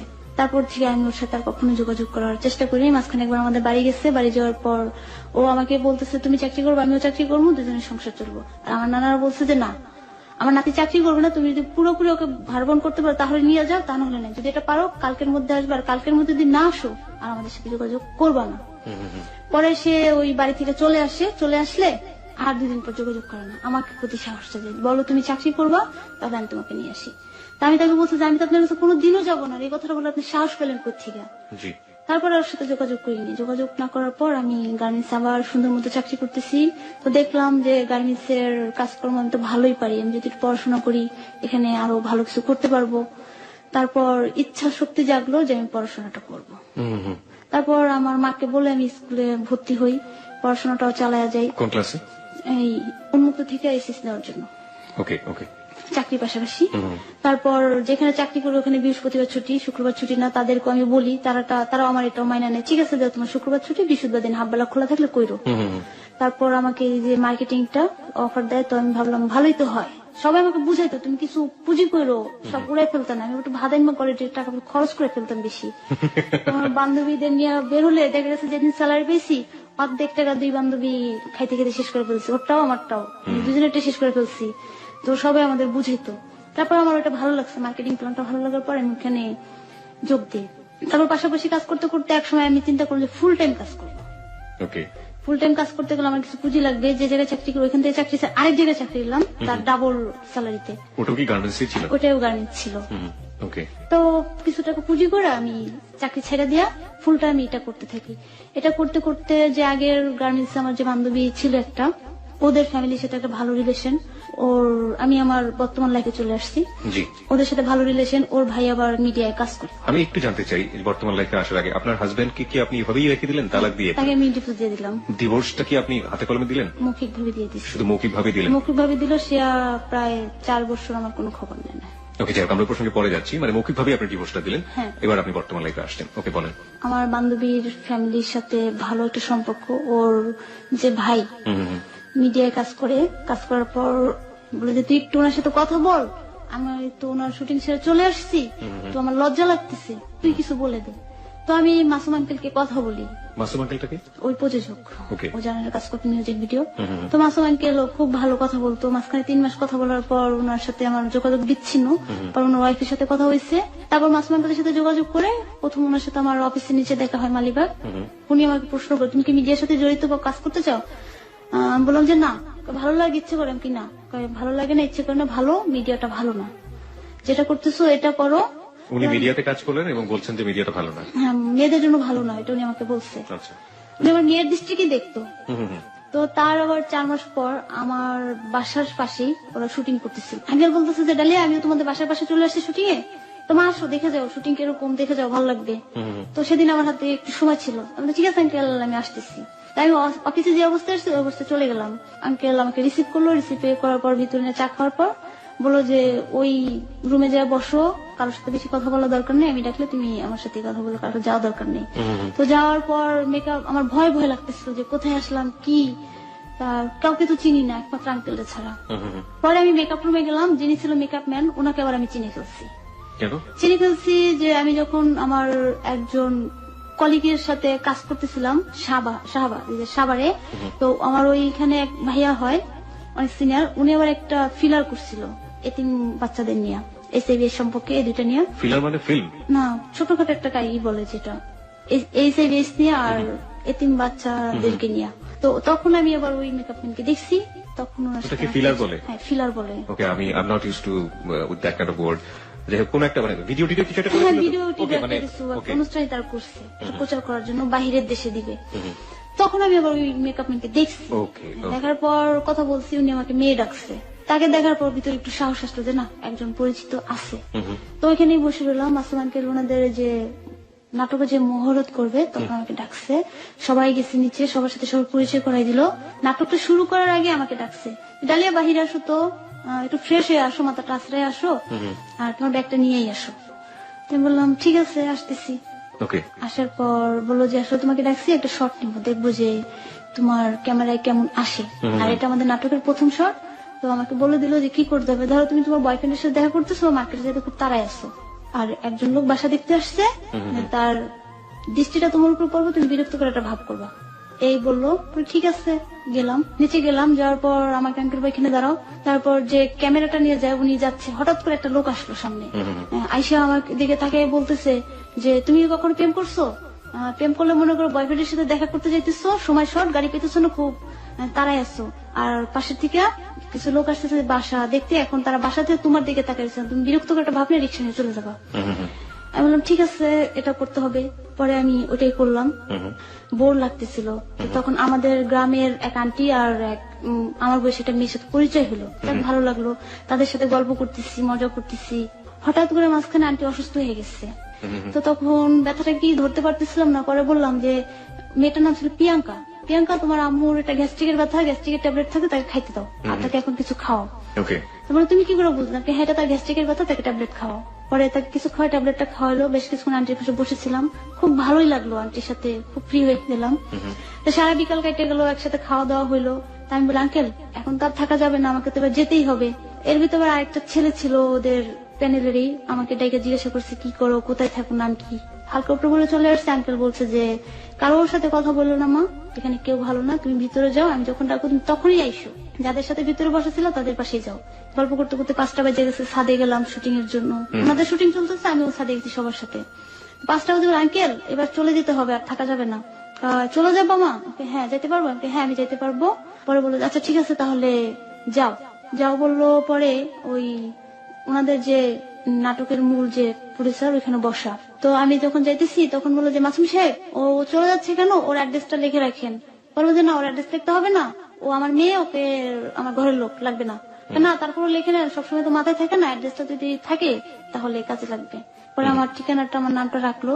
তো যখন ফর্ম ফিল আপ করতেছে তখনই আর কি পরিচয় হয়ে গেল যে আমার দেশে এই প্রিয়াঙ্কার কে বলবো। তো প্রিয়াঙ্কা তোমাদের সাথে তো যাইতে পারে, একই জায়গায় বাসা, আলাদা যাও কি দরকার, তোমার যাওয়া দরকার নেই, 2টা মিনিট বসো, আমরা একসাথে যাই। 20 মিনিট পরে গাড়ি নিয়ে বের হলো। বের হওয়ার পর রাস্তায় অনেক কথা হলো। প্রিয়াঙ্কার আমার সামনের সিটে ছিল, আমরা দুজন দুই পাশে, আর উনি ছিল মানে প্রিয়াঙ্কার যে ভাইয়ের বন্ধু, উনি মাঝখানে ছিল। তো চলে যাওয়ার পথে প্রিয়াঙ্কার আম্মা আবার রাস্তায় অসুস্থ, এখন তারা ডাক্তারের কাছে যাবে। যাওয়ার পর যেখানে যাবে সেটা তারা চিনে না, তো লোকেশন বলে আমি সেটা চিনে ফেলছি। বললাম ঠিক আছে আমি চিনি, চলে নিয়ে গেলাম। সেখানে ও রাত্র হয়ে গেছে 10টা। আবার হয়তো টেনশন করতেছে। আমি ডাক্তারের কাছে যাওয়ার পর বললাম যে আচ্ছা আমি এখন না হয় চলে যাই, আমার তো দেরি হয়ে যায়, বাসা পাশেই আছে। বললো যে না, এতটা তুমি একা যাও, আমরা তোমাকে দিয়ে আসবো। দিয়ে আসার পর উনি আমার ডিটেলস জানলো, ওই প্রিয়াঙ্কার ভাইয়ের বন্ধু। হঠাৎ করে আমাকে 10টার দিকে ফোন আসে। ফোন আসার পর বলতেছে কি হ্যালো কেমন আছো। আমি হয়ে গেছি যে কে আপনি? তোমার তোমার স্বামী। আপনি আমার কোন স্বামী? বলে তোমার কয়টা স্বামী? আমি বললাম যে আমার তো 9টা স্বামী ভাই, আপনার কয় নম্বর স্বামী সেটা বলেন। তোমার 9টা স্বামী মানে একটা মানুষের কয়টা স্বামী থেকে? আমি তো জানি ছোটবেলা থেকে আমার 9টা স্বামী, আর 9টা স্বামীর ভিতর 2টা স্বামী কথা বলতে পারে না, আর একটা মারা গেছে, 2টা মারা গেছে, আপনি কয় নম্বর সেটা বলেন, আর কোন স্বামী নামও বলেন। উনি ঘুম ঘুম চোখে আমার সাথে দুষ্টামি করতেছে। তো দেওয়ার পর এরকম আমি হাসতেছি তো হাসতেছি যে উনি আমার স্বামী, অথচ কয় নম্বর স্বামী বলতে পারতেছে না। আমি বারান্দায় বলতেছি, হাসতেছি। আমার নানি পাশে, তুই কার সাথে কথা বলিস? কিছুক্ষণের ভিতরে ওনার আরেকটা ফোন আসছে। আমি বললাম আমার অফিসের ফোন। আমি আপনার ফোনটা রাখেন, আমার ফোন আসছে। এখন অফিসের ফোন মনে করে রিসিভ করে দিই যে ওনাদের প্যানেলে যে কথা বলছিল যে লোক, উনি আমাকে কথা বলতেছে কেমন আছো, ভালো। তো উনি আমাকে প্রপোজ করলো। প্যানেলে কথা বলেছিল কোন লোক, সেটা কোনটা? ওনাদের এই হবে, সহকারী হবে। আমি তো আর অত ভাবে চিনি না যে তুমি কি মিডিয়ায় কাজ করবা, মিডিয়ায় কাজ করার ইচ্ছা আছে। আরো একটা ফোন এবং সে সরাসরি প্রপোজ করে বলতেছে যে মানে যে media- আমি একটু পরিষ্কার করি আমাদের শ্রোতাদের জন্য, ওরা কনফিউজ হয়ে যাবে কারণ এত বেশি লোকজন ক্যারেক্টার এই গল্পের মধ্যে আছে। মানে আপনি যে প্যানেলে একটু আগে কাজ করে এসেছেন একদিন আগে, সেই প্যানেলের একজনের সাথেই কথা বলছিলেন আপনি, আমরা ধরে নিচ্ছি কে ছিল সেটা আমরা একটু পরে পরিষ্কার করবো। আর আরেকটা ফোন যেটা আপনি মানে স্ট্যান্ড বাই রিসিভ করলেন, সেটা ওই প্যানেলেরই আরেকজন যে আপনাকে ফোন দিয়ে সরাসরি প্রপোজ করে বসছে। ওকে, জান তারপর প্রপোজটা এরকম করছে যে তুমি কি মিডিয়ায় কাজ করবা, যদি কাজ করতে চাও তাহলে আমি তোমাকে সহযোগিতা করবো, উপর উঠে দেবো, আর বিনিময়ে তুমি আমাকে কি দিবা। আমি আশ্চর্য কোয়ালিটির মানুষ তো আপনি, আমার কাছে জানতে চাইছেন যে আমার ইচ্ছা আছে কিনা। আপনি আমাকে প্রপোজ করলেন, বলে যে কেন তোমার কাজ করেছি, জি না আমি মিডিয়ায় কাজ করেছি না, আর আমি কাজ করতে ওইখানে যাইনি। ঠিক আছে, এবার ফোনটা রেখে দেন। পরে লাইনটা কেটে দিচ্ছে, আবার সেই ফোন আসছে, আবার রিসিভ করলাম। আমি তো হাসতেছি যে উনি আমার সাথে ফান করতেছে। এবার আমি তার টোনটা ধরে ফেলছি, তার যে ঘুম ঘুম ভাব ছিল ওটা কেটে ধরছি। তাই বললাম কি আপনি কি অমুক ভাই? বলে যে অমুকটা কে, এটা আবার কয় নাম্বার সেমি, আগে ফান ছেড়ে দেন, আপনি কি অমুক বলে কথা বলেন না, তারপর ফোন দিয়ে না আমি ফোনটা রাখলাম। তারপরে লাইন কেটে দিয়ে উনি আবার গ্রামীণ থেকে ফোন দিচ্ছে, ওনার যেটা আমি চিনি। এখন বলতেছে তুমি কার সাথে কথা বলতেছো হ্যান ত্যান। তো বললো যে কে ফোন দিচ্ছে, তো বললাম যে আপনাদের প্যানেলের একজন আমাকে এরকম ফোন দিচ্ছে। কি বলে তুমি কনফারেন্স করে দাও, সেটা তো আমি পারি না, এইভাবে করো। তো করলো, ওই লোকটা বুঝা যায়। তো বুঝে যাওয়ার পর আর কথা হয় না, ওইখানে ব্রেকআপ। পরে আমাকে 12টার দিকে বলে যে ডালিয়া প্রিয়াঙ্কার আম্মুকে কিছু চেক আপ করাতে হবে, তুমি যদি একটু কাইন্ডলি নিয়ে যাইতা, আমি তো এখানে কাজে ব্যস্ত হয়ে পড়ছি, ওর ভাইও নাই, ওরা তো চিনে না। এখন আমি বললাম যে ভাইয়া বিকেলে আমার 5টার দিকে প্রোগ্রাম আছে, এখন ওইখানে গেলে আমার অনেক সময় লেগে যাবে, আমি কিভাবে কি করবো। তো বললো যে তোমার কিচ্ছু করতে হবে না, তুমি শুধু ওদেরকে যে জায়গায় ট্রিটমেন্ট করতে হবে ওই জায়গাটায় নিয়ে ছেড়ে দিয়ে আসবা। পরে 3টার দিকে চলে গেলাম, যাওয়ার পর ওইখানে ওদের সবকিছু কমপ্লিট করে দিলাম। তা এখন ওদের যে টাকাটা লাগবে বলতেছে যে ডালিয়া, মানে উনি প্রিয়াঙ্কাকে ফোন না দিয়ে আমাকে ফোন দিতেছে। ডালিয়া ওদের যে ছেলেটা ফোন দিচ্ছে ওর নামটা একটু বলবেন? হৃদয়। আমার মনে হয় এই নাম ধরেই আপনি গল্পটা আগান, তাহলে আমাদের জন্য ভালো হবে। তো হৃদয় ফোন দিয়ে বলতেছে যে ডালিয়া ওদের ট্রিটমেন্টে কি লাগবে না লাগবে এগুলো তুমি একটু ঠিক করে দাও, তোমার কাছে টাকা আছে কত, আর ওখানে কত টাকা লাগবে। তো আমি পরে বললাম আচ্ছা ঠিক আছে আমি করে দিতেছি। তো সবকিছু ঠিকঠাক করে দিয়ে আমি বললাম আন্টি এবার আপনারা থাকেন, আমি যাই, আমার তো কাজ আছে। তা আন্টিও আমাকে আসতে দিচ্ছে না, প্রিয়াঙ্কাও আসতে দিতেছে না। তো প্রিয়াঙ্কার সাথে গল্প করতে করতে অনেক ফ্রি হয়ে গেছি। প্রিয়াঙ্কার লাইফের কথা আমাকে বললো, শুনলাম ওর একটা অ্যাক্সিডেন্টের কথা বলছে, তারপর ওর কথা বলছে যে ওকে হৃদয় ভাই ওকে পছন্দ করে কিন্তু প্রিয়াঙ্কা ওকে পছন্দ করে না, কিন্তু এখন দুজনেই এমনি ফ্রেন্ডের মধ্যে হালকা পাতলা কথা বলে। তো 5টা বেজে যায়, আবার আমি ফোন দিয়ে ভাই আমি চলে যাই, বলে যে না আরেকটু বসো আমি আসতেছি। হৃদয় ভাই আমার অনুষ্ঠানের সমস্যা হয়ে যাবে, আর এই অনুষ্ঠানটা যদি মিস করি আমার সমস্যা হবে, অফিসের অনেক সমস্যা হয়ে যাবে। বলে যে একটু বসো। তো আমি জানি 6টা বাজে অনুষ্ঠান আমার শুরু করতেই হবে, 5টায় টাইম দেওয়া। তো উনি আসতে আসতে রাত 9টা বাজে ফেলতে, সেদিন আর আমি অনুষ্ঠানে যাইতে পারিনি। আমার অনুষ্ঠানটা সমস্যা হয়েছে। তো আমার যে সহকারী ছিল উনি সেদিন অনুষ্ঠানটা চালাইয়া নিচ্ছে। তো সেদিন প্রিয়াঙ্কারা চলে যায়, তারপরে নিয়মিত এরকম কথা বলতে থাকি প্রায় সপ্তাহখানিক ওভার। হঠাৎ একদিন ফোন করে সে আমাকে, তখন আমরা বন্ধু ফ্রেন্ড হয়ে গেছি, কান্না করতেছে, প্রচন্ড আকারে কান্না করতেছে। হ্যাঁ, কি হয়েছে আপনি কান্না করতেছেন কেন, কি হয়েছে? আমি কান্না করতেছি, আমার খুব কষ্ট হইতেছে। কেন কষ্ট হইতেছে সেটা তো ফোনে বলা যাবে না, সেটা সরাসরি শুনতে হবে। আমি সরাসরি শুনতে হলে আমি এখন আসতে পারবো না, আমি এখন কাজ নিয়ে ব্যস্ত। অনেক কান্না করতেছে। তারপরে বললাম আচ্ছা ঠিক আছে পরে শুনবো না। পর সেদিন আমার মালিবাগে কাজ থেকে, তা আমি বললো যে তা রামপুরে আসো। আমি রামপুরে চিনি না, রামপুরে কিভাবে যেতে হয়। তো বললো তোমার অফিসটা কোথায়? আমি বললাম মালিবাগ, তুমি ওইখানেই আসো। মালিবাগ আসলে ও আমাকে বলে যে রিক্সা নাও, রিক্সা নিয়ে রামপুরা আসো। রামপুরা যায় নামলাম, আমাকে রিসিভ করে বাসায় নিয়ে গেল। বাসায় ওর বিয়ে ছিল, টিপু হয়েছিল আর ও ছিল, ঘর দুয়ার অগুছালো, আর ওর চোখ মুখ ফুলা হৃদয়ের। টিপুটা ওর বিয়াই ফ্রেন্ড দুইটাই। তো ঘরে বসে অনেক কান্না করলো, প্রায় আধা ঘন্টার মতো কান্না করলো ওদের সামনে। টিপু পাশের রুমে ছিল, অফিস টু বাসা তো ওদের। তো আপনি এরকম অপরিচিত একজনের বাসায় চলে গেলেন? তখন ওর সাথে আমার বন্ধুত্বটা খুব ভালো হয়েছে, এই জন্য এরকম বিশ্বাসও চলে আসছে আমার প্রতি। ওর বন্ধুত্ব করার একটাই কারণ ছিল যে প্রিয়াঙ্কাদের প্রতি যে আমার একটা ছিল, এই জন্য হয়তো আমার সাথে বন্ধুত্ব করছে। তারপর গেলাম, যাওয়ার পর কথাগুলো শুনলাম, ও কাঁদতেছে। এক পর্যায়ে প্রশ্ন করি কান্না হইতেছে কেন, এতদিন ধরে বন্ধুত্ব চলতেছে, কখনো বলেন না, আজকে হঠাৎ কান্না করতেছেন। পরে বললো যে ওর গার্লফ্রেন্ড ওয়াইফ, হ্যাঁ ওর ওয়াইফ ওকে ছেড়ে চলে গেছে। হ্যাঁ, বিবাহিত ছিল। হ্যাঁ বিবাহিত ছিল। ওকে। যে ও লাইফ থেকে চলে গেছে, ওকে এভাবে বিয়ে করছে, এখন ও আরেকজনের সাথে সম্পর্কে জড়ায় আমাকে ছেড়ে চলে গেছে, ডিভোর্স লেটার পাঠিয়ে দিচ্ছে। ডিভোর্সের কাগজ তো আমি কখনো দেখিনি, সেটা কি? যাক বলছে, শুনছি, তো কি হয়েছে আপনি দিচ্ছেন? বলে যে না আমি তো দেইনি, ও তোমাকে ডিভোর্স দিছে, তো এখন আছে কোথায়? ও আছে কোথায় তাও আমি জানি না। এগুলো বলে কান্নাকাটি করতেছে। কান্নাকাটি করার পর আমাকে জড়াইয়া ধরে বসে রয়েছে, আমার কোলে মাথা রেখে শুয়ে রয়েছে। তাই আমি বললাম, দাঁড়ান, আপনি খুব ফোর্সফুলি এবং খুব দ্রুত যাচ্ছেন। একজন বন্ধুকে, ফিমেল ফ্রেন্ডকে মানে এভাবে জড়ায় ধরে আপনার কোলে মাথা রাখতেছে, ফ্রেন্ডশিপের লেভেলটা আসলে কি ছিল? আমি বলতেছি না যে আপনারা এটা করেন না, আমি বলতে চাচ্ছি যে ফ্রেন্ডশিপের লেভেলটা কি ছিল। আরেকটা জিনিস যেটা, সেটা হচ্ছে যে ও কি বিবাহিত ছিল সেটা আপনি জানতেন, আগে জানতেন না? আমি সেদিনই জানলাম, সেদিনই ফার্স্ট ওই জানলেন। মুহূর্তে জানলাম। আপনাকে জড়িয়ে ধরার ব্যাপারটা কি সেদিনই ফার্স্ট ঘটেছে না তার আগেও? সেদিনই ফার্স্ট। ও আমি আচমকা? খাটে বসা, ও চেয়ারে বসা, তো চেয়ারের উপরে থেকে আমার পার উপরে মাথা রেখে আমার কোমরটা ধরে ও কান্না করে। আপনি সেটা প্রশ্রয় দিলেন? তো অনেক কান্না করতেছে, আপনার কিছু করার ছিল না এরকম ব্যাপার? অনেক কান্না করতেছে। হ্যাঁ। আচ্ছা। তো তারপর সব কথা বললো, বলার পর শুনলাম, পরে আমি তাকে সান্ত্বনা দিলাম যে সমস্যা নেই, আপনি যদি ডিভোর্স দেন নেই, তার ভুল বুঝতে পারলে সে চলে আসবে। তো বললো যে ডিভোর্স তো দিয়ে দিছে, ও তো আর আসবে না, ওর তো আমার সাথে যোগাযোগ করে না, ও কোথায় আছে আমি জানি না। আর আমিও এখন ওর জন্য কোনো কাজকর্ম করতে পারি না, কিছুই করতে পারি না, আমি স্বাভাবিক না, অস্বাভাবিক। তো তাছাড়া এখন কি করার, এখন এটা আপনার মাইনে নিতে হবে। আমি একটু আরেকটু পরিষ্কার করতে চাই আমাদের শ্রোতাদের, কারণ এখান থেকে স্টোরিটা অনেকটাই খটকা লাগবে সবার কাছে। আপনি আসলে যেভাবে বলছেন সেটা আপনার বলার স্টাইল। একজন মানুষ বন্ধু হলেও অপরিচিত, মানে এই জায়গাটাই তো অপরিচিত, কারণ একটা ছেলে একটা মেয়ের শরীর ছোঁয়াটা অনেক বড় একটা ব্যাপার আমাদের দেশের কালচারে। তো আপনাদের মধ্যে যে ফ্রেন্ডশিপটা ছিল সেখানে এই ধরনের বন্ধন ছিল কিনা, যে আপনি ও হঠাৎ করে করলো এবং আপনি অপ্রস্তুত হয়ে গেলেন, যে আপনার যেভাবে বলছেন যে যেভাবে আপনাকে জড়িয়ে ধরে কাঁদছে এবং ওর বাসার মতো ওর বাসাতে নিয়ে গিয়ে, সেখানে তো আপনার এক ধরনের প্রথম গেলেন আপনি, একটা সন্দেহ হতে পারতো, এক ধরনের আশঙ্কাও হতে পারতো। আবার যে অবস্থাতে কান্নাকাটি করছে সেটা খুব আপনজন, বন্ধুত্ব তো ঠিক আছে, মানে খুব বেশি আপনজন না হলে ওই ধরনের সিচুয়েশনে ফেস করাটা যায় না। তো আপনি কি মানে মেন্টালি প্রিপেয়ার ছিলেন সেই অবস্থাটার জন্য, নাকি ওরকম করাতে আপনি ঘাবড়ে গিয়েছিলেন? প্রথম অবস্থায় ঘাবড়ে গেছি। আচ্ছা। ঘাবড়েছি, কিন্তু আপনি বাধা দেননি? না, ও চেয়ারের উপর বসে আমার পার উপরে মাথা রেখা। আপনি বাধা দেননি? বাধা দেয়নি, কান্না করতেছে। কেন বাধা দেননি? দেয়নি। অনেক কান্না করতেছে, অনেক, মানে Okay. চেয়ার থেকে ভাঙিয়ে পড়ে গেছে গায়ে, এই অবস্থা। শোনার পর আমি রুম থেকে বের হলাম, বের হওয়ার পর টিপু ভাই আবার আমাকে বললো যে আসলে ডালিয়া ও না এরকম হয়ে গেছে, কিন্তু কি করা যায় বলো। কতদিন পরে আপনি বাসায় গিয়েছিলেন এই সম্পর্কের? 15 দিন। 15 দিনের মাথায় এত দ্রুত আপনার কোলে মাথা রাখলো, ব্যাপারটা কেমন হয়ে গেল? ওকে, যা হয় তা 15 মিনিটেই হয়। ওকে, যাই হোক, খুব তারপর তাড়াতাড়ি মানুষের সাথে মিশে যেতে পারে। হোয়াট এভার ইট ইজ, আমরা আসলে কোনো কিছুই জীবনের গল্পে আসলে কোনো কিছুই আমরা ইকুয়েশনে বাঁধতে চাই না। আমরা মনে করি না যে আসলে 15 মাস দরকার একটা সম্পর্ক করার, 15 বছরের জন্য। আপনার ক্ষেত্রে যেটা 15 দিনে হয়েছে আমরা সেটাই বিশ্বাস করবো। হ্যাঁ, ঠিক তো আছে। ওইভাবে সম্পর্ক গড়ে ফেলছে। তারপরে আমি সেদিন ও আমার কোলে মাথা রেখে অনেকক্ষণ শুয়েছিল, ওকে সান্ত্বনা দিয়ে আমি চলে আসি। চলে আসার পর তারপর থেকে একটু একটু কথা হয়, ও স্বাভাবিকভাবে কাজ করতে থাকে, আমার সাথে কথা বলতে থাকে, হাসতে থাকি, মজা করতে থাকি। এরকম করতে করতে আরেকদিন বাসায় গেলাম।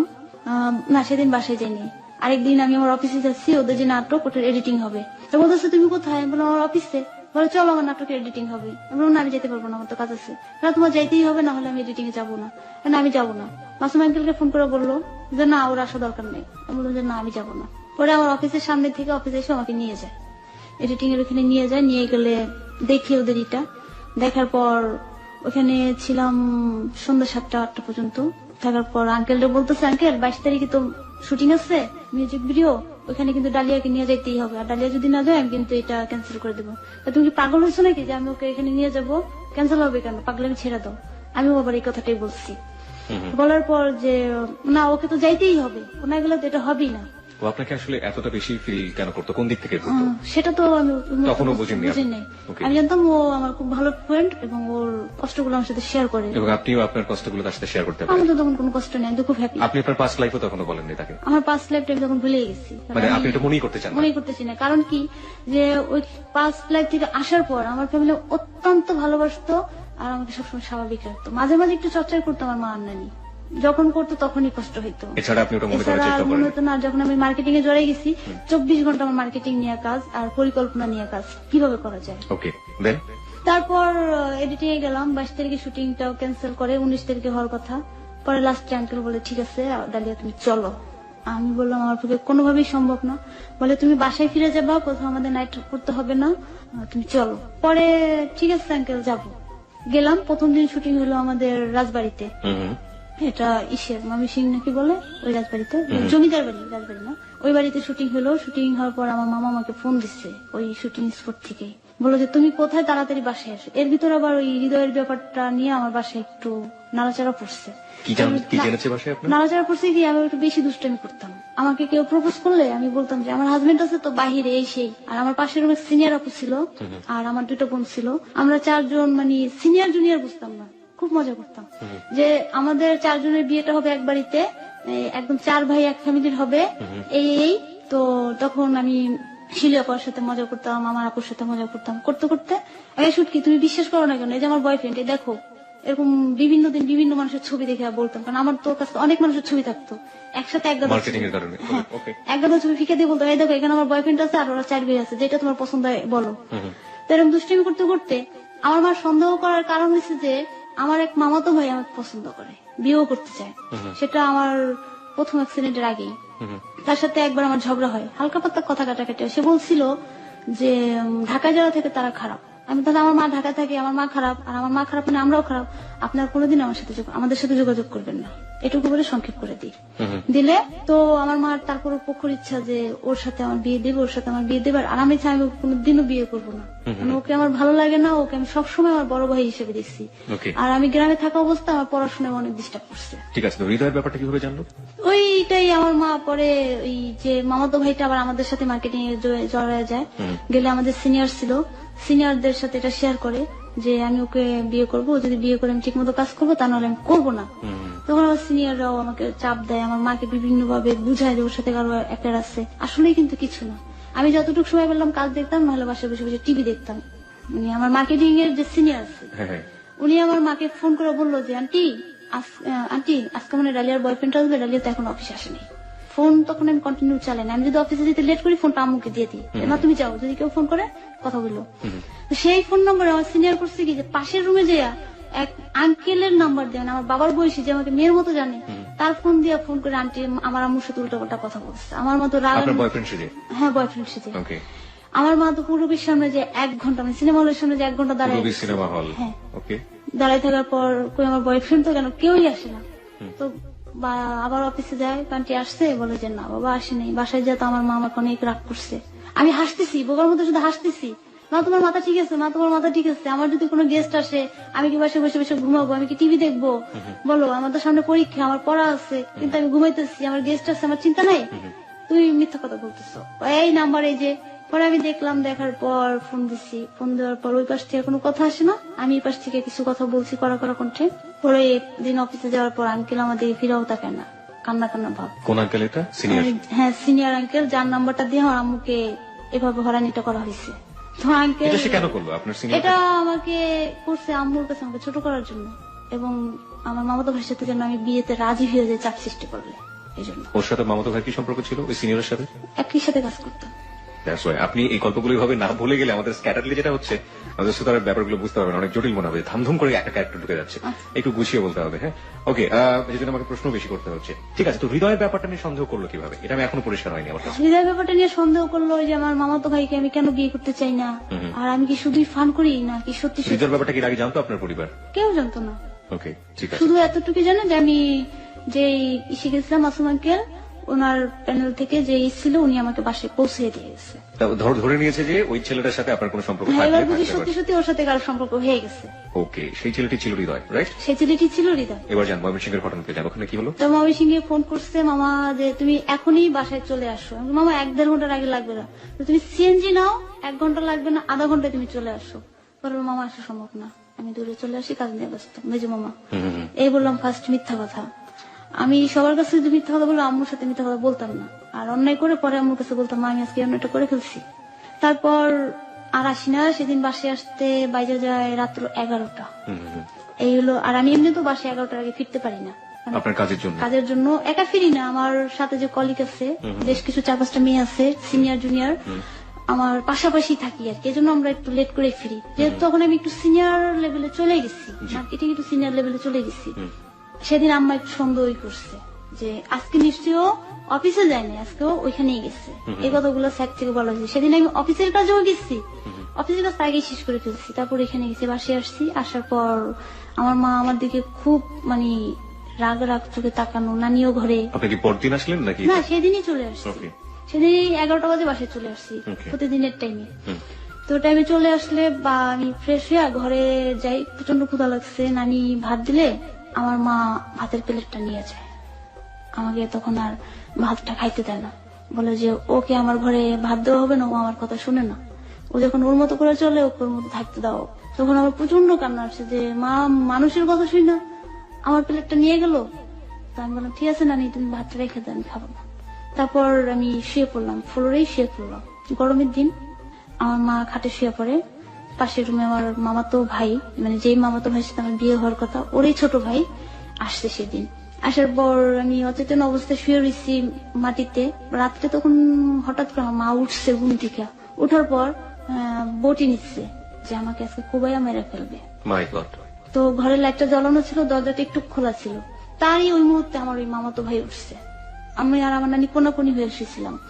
তো উঠছে যে দেখে ফেলছে, ফুফু ফুফু আপনি এটা কি করতেছেন, কারণ ওর আজকে আমি মাইরাই ফেলবো, ও কেন এরকম করতেছে। মানে কেন তার কথা আপনি বিয়ে হ্যাঁ, করতেছেন? তার কথা বিয়ে করতেছি না, মানে ঘুম চোখে তো মার দিকে তাকায় রয়েছে যে মা কি করতেছে এগুলা, আমি কিছু বলতে পারতেছি না।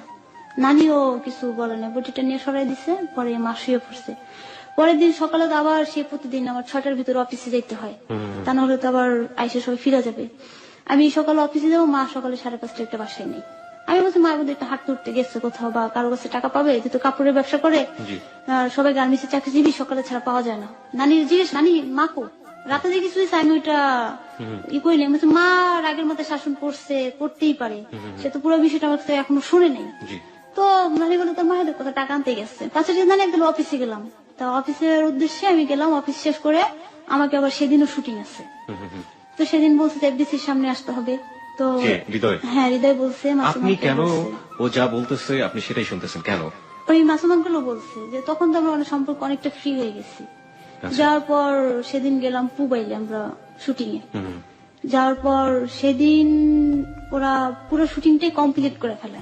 আমাকে একটু ক্লিয়ার করেন মানে ডালিয়া, সেটা হচ্ছে যে আপনাদের মধ্যে ফ্রেন্ডশিপটা কি এমন ছিল যে আপনারা দুজন দুজনকে 24টা ঘন্টা ফিল করতেন? হ্যাঁ, সেটাই ফিল বলতেন, করতাম। 24 ঘন্টা ফিল করতেন। এটা ছিল না লাভিং কোন রিলেশনশিপ সেই মুহূর্তে, কিন্তু দুজন দুজনকে অনেক অনেক বেশি ফিল করতেন, অনেক কিছু শেয়ার করতেন, সবসময় দুজন দুজনের কাছাকাছি থাকতেন, কাছাকাছি থাকতাম। এবং যে কারণে হৃদয় আপনাকে ফিল করতো এবং আপনি ওর কাজে পাশাপাশি থাকতেন, তাই তো ব্যাপারটা? হ্যাঁ হ্যাঁ, ব্যাপারটা এরকম। ওকে, টু বি অনেস্ট, এই যে আপনাদের দুজনের মধ্যে এরকম একটা সম্পর্ক, জানেন আর না জানেন আগে আপনার একটা ফিজিক্যাল রিলেশন হয়েছে, সো আপনি ফিজিক্যাল রিলেশন সম্পর্কে জ্ঞাত, এবং একইভাবে সেও কিন্তু তার জায়গাটা থেকে ফিজিক্যাল রিলেশন সম্পর্কে জ্ঞাত, বিকজ তার ওয়াইফ ছিল, সে বলেছে। আপনাদের এই ধরনের রিলেশনের মধ্যে, এই ধরনের আন্ডারস্ট্যান্ডিং এর মধ্যে, যেহেতু আপনি তার বাসায় গিয়েছেন, কোন ধরনের কোনো ফিজিক্যাল রিলেশন ছিল না, তখন আমাদের কোনো ফিজিক্যাল রিলেশন হয়নি, বা অন্য কোনো ধরনের ফিজিক্যাল অ্যাটাচমেন্ট? না। কোনো ফিজিক্যাল অ্যাটাচমেন্ট আসেনি? কোনো ফিজিক্যাল অ্যাটাচমেন্ট আসেনি। ওই আমাকে জড়া ধরে কান্না করছে। এরপরে কি আপনারা হাত করতেন, মানে জড়িয়ে ধরতেন? এরপরে কি? না, এরপর তার সময় সুযোগ হয়, সময় সুযোগ হয়নি? যায়নি। ফোনে কখনো করেছেন এসব? না, ফোনেও এসব কখনো করিনি। Okay. কি করতেছো? হ্যাঁ এটাই করতেছি। আচ্ছা ঠিক আছে, এই করো। এইসব পরে এগুলো কি করতেছো, এই এগুলোই কথা হইতো। জান ঠান এসব শব্দ যেগুলো না, বলে, এগুলো এইসব হতো না। তবে ও আমাকে কখনো শালি, কখনো বউ। বউ বলতো? বউ বলতো, শালি বলতো। এটা ওই ধরনের রিলেশনের মধ্যেই বলতো, বউ বলে ডাকতো এবং শালি বলে ডাকতো। শালি বলে ডাকতো, ছোট বউ, শালি এগুলো বলতো। ওকে, আপনি কি বলতেন? আমি ওকে হৃদয় ভাই বলতাম। ভাই বলতেন? হ্যাঁ। আচ্ছা, সালাম দিতেন? সালাম তো দিতাম। ভারী হয়ে যাচ্ছে রিলেশন, এই জন্য এটা বললাম। না, ফোন ধরে সালাম দিলে হয়তো বা শালি বউ এসব বলার তো না, হোয়াটএভার ইট ইজ। যাই হোক, তারপর? তারপর বলে যে তোমার এফডিসির সামনে যেতে হবে না, তুমি রামপুরা আসো, এখান থেকে গাড়ি যাবে। তো আমি রামপুরা গেলাম। রামপুরা যে ওদের মানে শুটিং এ যারা যারা ছিল, সিঙ্গার টিঙ্গার সবাই ওইখানে একসাথে করে গাড়িতে করে আমরা বললে যেদিন গেছি সেদিন ওদের শুটিংটা পুরো কমপ্লিট করতে হয়েছে, যে এর ভিতরে যদি ওরা কমপ্লিট না করে ক্যাসেটটা রিলিজ করতে পারবে না, ঈদের টাইম তখন। তো সেদিন রাত্র হয়ে যায় অনেক, সেদিন শুটিং এ আমিও ছিলাম। থাকার পর হঠাৎ করে বলতেছে, ডালিয়া আমাদের একটা গানে 3টা মেয়ে দরকার, এখন একই সাইজে পাইতেছি না, কি করা যায়? যে মডেলস আর একটু মানে 19-20 আছে। তারপর যে সিঙ্গার আমি আর সিঙ্গারের আন্টি, 3জনই এক লেভেলের করে গেছি। তো বলো যে এই গানটার সাথে এই 3জনকে মানাবে। তারপর বলো যে বা ভিতরে যা চেঞ্জ করে তৈরি হয়ে আসো।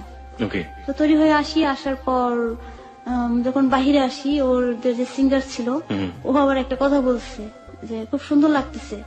সুন্দর লাগতেছে লাগার পর আরেকটা কথা বলছে যে চলো বিয়ে করি। আমি তখন তার দিকে রাগান্বিত চোখে তাকালাম, আপনি এত বড় সাহস, আপনি এরকম কথা কেন বললেন? তো এই কথাটা আবার মাসুম আঙ্কেল আর হৃদয় ফলো করছে। ফলো করার পর বলছে কি বলছে, উনি আমাকে এই কথাটা কেন বললো, আমি ওকে রাগ করছি। তারপর ওরাও যে ওকে রাগ করছে, তো ও আবার হাসতে হাসতে বললো যে হৃদয় ভাই আপনি এমন কেন, সুন্দর কি সুন্দর বলছি তো, খারাপ কি করছি? আপনি যে মিডিয়া কালচারের কথা বলছেন সেই মিডিয়া কালচারের সাথে আমি পরিচিত না, বিকজ আমি অনেকদিন ধরে মিডিয়াতে কাজ করি, মিডিয়া আমার প্রফেশন। আপনি যে মিডিয়ার কালচারের কথা বলছেন সেটার সাথে আমার কেন জানি মনে হচ্ছে যে একটু অন্যরকম। এটা কি মিউজিক ভিডিও তৈরি করার কাজ মূলত? মিউজিক ভিডিও, বিভিন্ন গানের যে মিউজিক ভিডিও গুলো আমরা বিভিন্ন সময় দেখে থাকি, এগুলোর কাজ করতো এবং ওখানে আপনি মডেল হিসেবেও কাজ করেছেন আপনার কথা মতো। জানতার পর হৃদয় ওকে রাগ করে, মাসুম আঙ্কেল রাগ করে, করার পর হৃদয় আমাদের অনেকক্ষণ তাকায় ছিল, পরে বললো আচ্ছা ঠিক আছে চলো।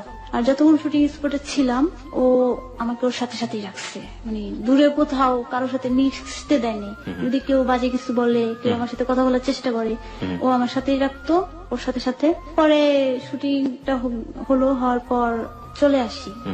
সেদিন আবার আমার আম্মু ফোন দিছে, ফোন দেওয়ার পর বাসায় আম্মু ফিরে নাই। তখন আমার খুব কষ্ট হইতেছিল, এত পরিমাণে কান্না আসতেছে যে আমি ওনাদের সামনে যে কান্নাও করতে পারতেছি না, কিছু করতে পারতেছি না। আম্মু বাসায় ফিরে নাই, বাসা থেকে আমাকে অনেক রাগারাগি করছে। এখন আমি কি করব, কার সাথে শেয়ার করব, কি করা যায়? শুটিং শেষে চলে আসি, সবাইকে নামাই দেওয়ার পর তখন 1:30 বেজে গেছে রাত। হ্যাঁ, ঢাকায় আসতে আসতে 1:30 বেজে গেছে।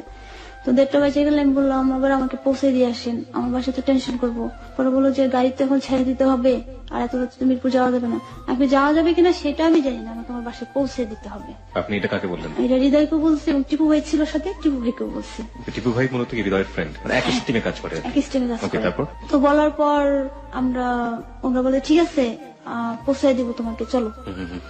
পৌঁছায় দেওয়ার কথা বলে ওরা সমস্ত রেস্টুরেন্ট বন্ধ হয়ে গেছে, সাইদাবাদের কাছাকাছি চলে গেছে। ওইখান থেকে রেস্টুরেন্টে থেকে খাবার নিয়ে বাসায় যে খাওয়া দাওয়া করছে। আর আমি গাড়িতে বসে প্রচন্ড আকারে কান্না করছি। আমার কান্না দেখে হৃদয় আমার ওর কোলের উপরে মাথা নিয়ে সান্ত্বনা দিচ্ছে, তুমি কান্না করো না, তুমি কান্না করো না। আমি বলছি না, আমাকে বাসায় ফিরে দিতে হবে, আমার আম্মু বাসায় নেই, আমার ভাই বোন দুটা কান্না করতেছে, আমাকে বাসায় ফিরে দিতে হবে, আমাকে বাসায় নিয়ে যান। পরে ও বলে যে চুরি লাগছে, তোর কিভাবে বাসায় নিয়ে যাবো? পরে দেয়া ওদের বাসায় নিয়ে যায়, হৃদয়ের বাসায় নিয়ে যায়। তো আমার ভিতর ভয় ভীতি ছিল না, আর ওরও আমার প্রতি ওরকম দৃষ্টিভঙ্গি ছিল না, যার জন্য আমার ভয় হবে। তারপরে গেলাম, যাওয়ার পর আমি কান্না করতে করতে বাসায় যে ঘুমিয়ে গেছি, একটুখানি ঘুমিয়ে গেছি। আমাকে বলতে যে সিএনজি খুঁজে নিয়ে আসতেছি। এদিকে টিপু ভাই খাবারটা রেডি করছে। আমি এই ফাঁকে সবাইকে আরেকটু বলি, আপনারা ডালিয়ার গল্প শুনছেন এবং ডালিয়াকে নিয়ে ফেসবুকে একটি রেডিও স্ট্যাটাস দেওয়া আছে। আপনারা ওখানে গিয়ে ডালিয়াকে বিভিন্ন প্রশ্ন এবং কমেন্টস করতে পারেন। আমাদের ফেসবুকের ঠিকানা হচ্ছে facebook.com/hello8920। তারপর বাসায় যে আমি হালকা ঘুমিয়ে পড়ছি। পরে বলে যে এত রাতে যাওয়া যাবে না, এখানেই থাকতে হবে। আমি অসম্ভব, এখানে থাকা যাবে না। আমার মা আমার পরে বাসায় ঢুকতেও দিবেন, এমনি আমার বাসায় অশান্তি হইতেছে। আমি হৃদয়ের সাথে শেয়ার করতাম আমার সমস্যাগুলো ওকে নিয়ে। বা আপনি যে ইন্ডাস্ট্রিতে কাজ করা শুরু করেছেন এটা আপনার আম্মা পছন্দ করতো না, রাইট? আমি তো এখানে কাজ করার জন্য না, আমি ওদের সাথে মিশি, এটাই আমার আম্মা পছন্দ করতো না। যে এইসব মিডিয়া লাইনের লোকজনের সাথে তুমি মিশতেছো, মিউজিক ভিডিওতে মাঝে মাঝে কাজ করো, আপনার কোনো মিউজিক ভিডিও আপনার মা দেখেছিল? এই একটাই আমি করছি, একটাই করেছিলেন শুধু।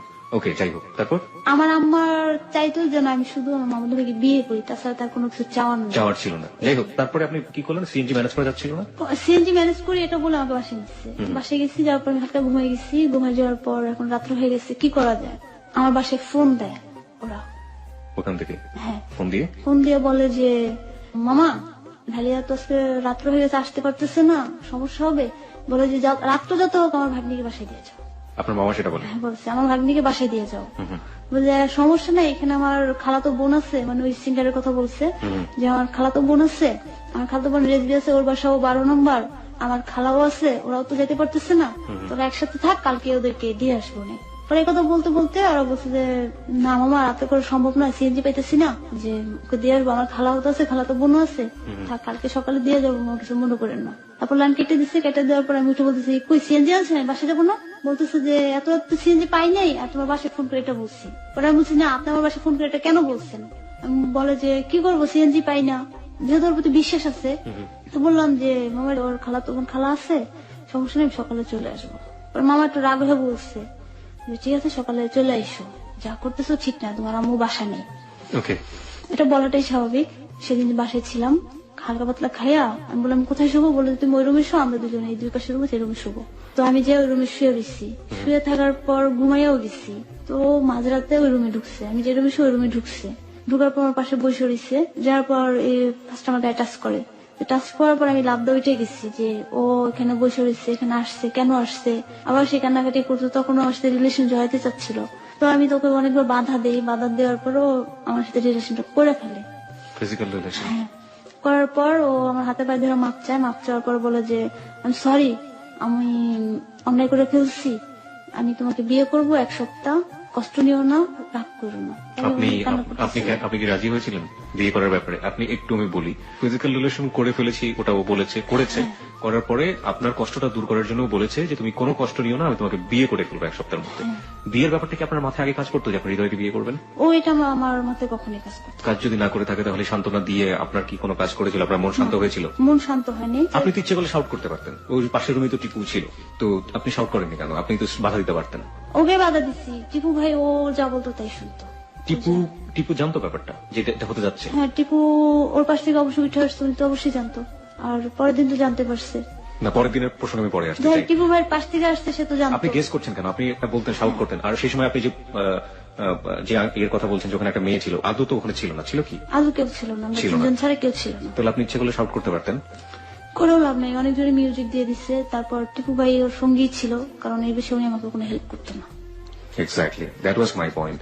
আপনি যদি শাউটও করতেন তাহলে হয়তো আপনি আরো বেশি বিপদে পড়তেন। যাই হোক, তারপর? আর ফ্যামিলি থেকে আমাকে এভাবে অত্যাচার করে, চাপ দেয়, তাও আমি কিছু বলি নাই। তারপরে টিপু ভাই আমাকে আবার ডেকে নিয়ে বলতেছে, ডালিয়া, হৃদয়ের ভিতরে একটা পরিবর্তন আসছে। কিরকম পরিবর্তন? দেখো, আগে কাজকর্ম করতো না, সারাদিন ভরে ঘুমাই থাকতো, কিরকম ধূমপান করতো, মানে অ্যাবনর্মাল হয়ে গেছে। তুমি আসার পর ও স্বাভাবিক হয়ে গেছে, কাজকর্ম ও সুন্দর মতো করতেছে, মানে ভালো হয়ে গেছে অনেকটাই। তো ও তোমাকে বিয়ে করতে চায়, আর ও তোমাকে পছন্দ করে, আর ওর ফ্যামিলি তোমার মতো একটা মেয়ে চায়। তো তুমি ওর কাছে থাইকা যাও, তুমি যাইও না। কত সালের ঘটনা এটা? এটা ওই 2010-এর অক্টোবরের ঘটনা। ওকে, তারপর? আমি ওনার কথাগুলো শুনলাম, শোনার পর বললাম ঠিক আছে, দেখি কি করা যায়। আমি আমার বাসায় তারপর বলি নাই যে হৃদয়ের সাথে আমার রিলেশন বা ওকে আমি চাই, বাবা আমাকে এটা বলছে। আমি আমার বাসায় কখনো বলি নাই, কিন্তু আমার মা ওকে দিয়ে মাইন্ড করতো, সন্দেহটা করতো। তারপর সেদিন তো আমি বাসায় চলে যাই। বাসায় চলে গেলে, বাসায় চলে যাওয়ার পর আপনার সাথে কোনো খারাপ ব্যবহার করে নাই? হ্যাঁ করছে। কি ছিল? বাসায় কেন আসছি, কি দরকার ছিল আসার? আমি তাদের অবাধ্য হয়ে গেছি, আমার মা হারাই গেছে, তাকে খুঁজে না দিতে হবে, এই কথাগুলো বলছে আমাকে। মা আসলে কোথায় ছিল? মা আসলে কোথায় গেছে সে কিছু বলে যায়নি। সে তার যে সেলফোনটা নিছে সেটা অফ করে রাখছে, প্লাস আরেকজনের কাছে দিয়ে দিছে। আপনি কি পরে জানতে পারছিলেন যে? হ্যাঁ, আমি ওই নাম্বারটা একাধিকবার ট্রাই করছি, তার নাম্বারটা বন্ধ ছিল। আর অন্য একটা মহিলা ধরে বলতো যে দেখে এই নাম্বারটা আমি একজনের কাছে কিনে রাখছি, ওনার কাছে টাকা ছিল না, আমার কাছে বিক্রি করে দিচ্ছে। আসলে আদৌ আমি জানতে পারিনি সে কোথায় ছিল। মাঝখানে জানছি যে সে নাকি কবিরাজ দেখাইতে আমাদের এদিকে যাবে, কিন্তু সে নাকি ধ্যানে পড়ে যশোর চলে গেছে।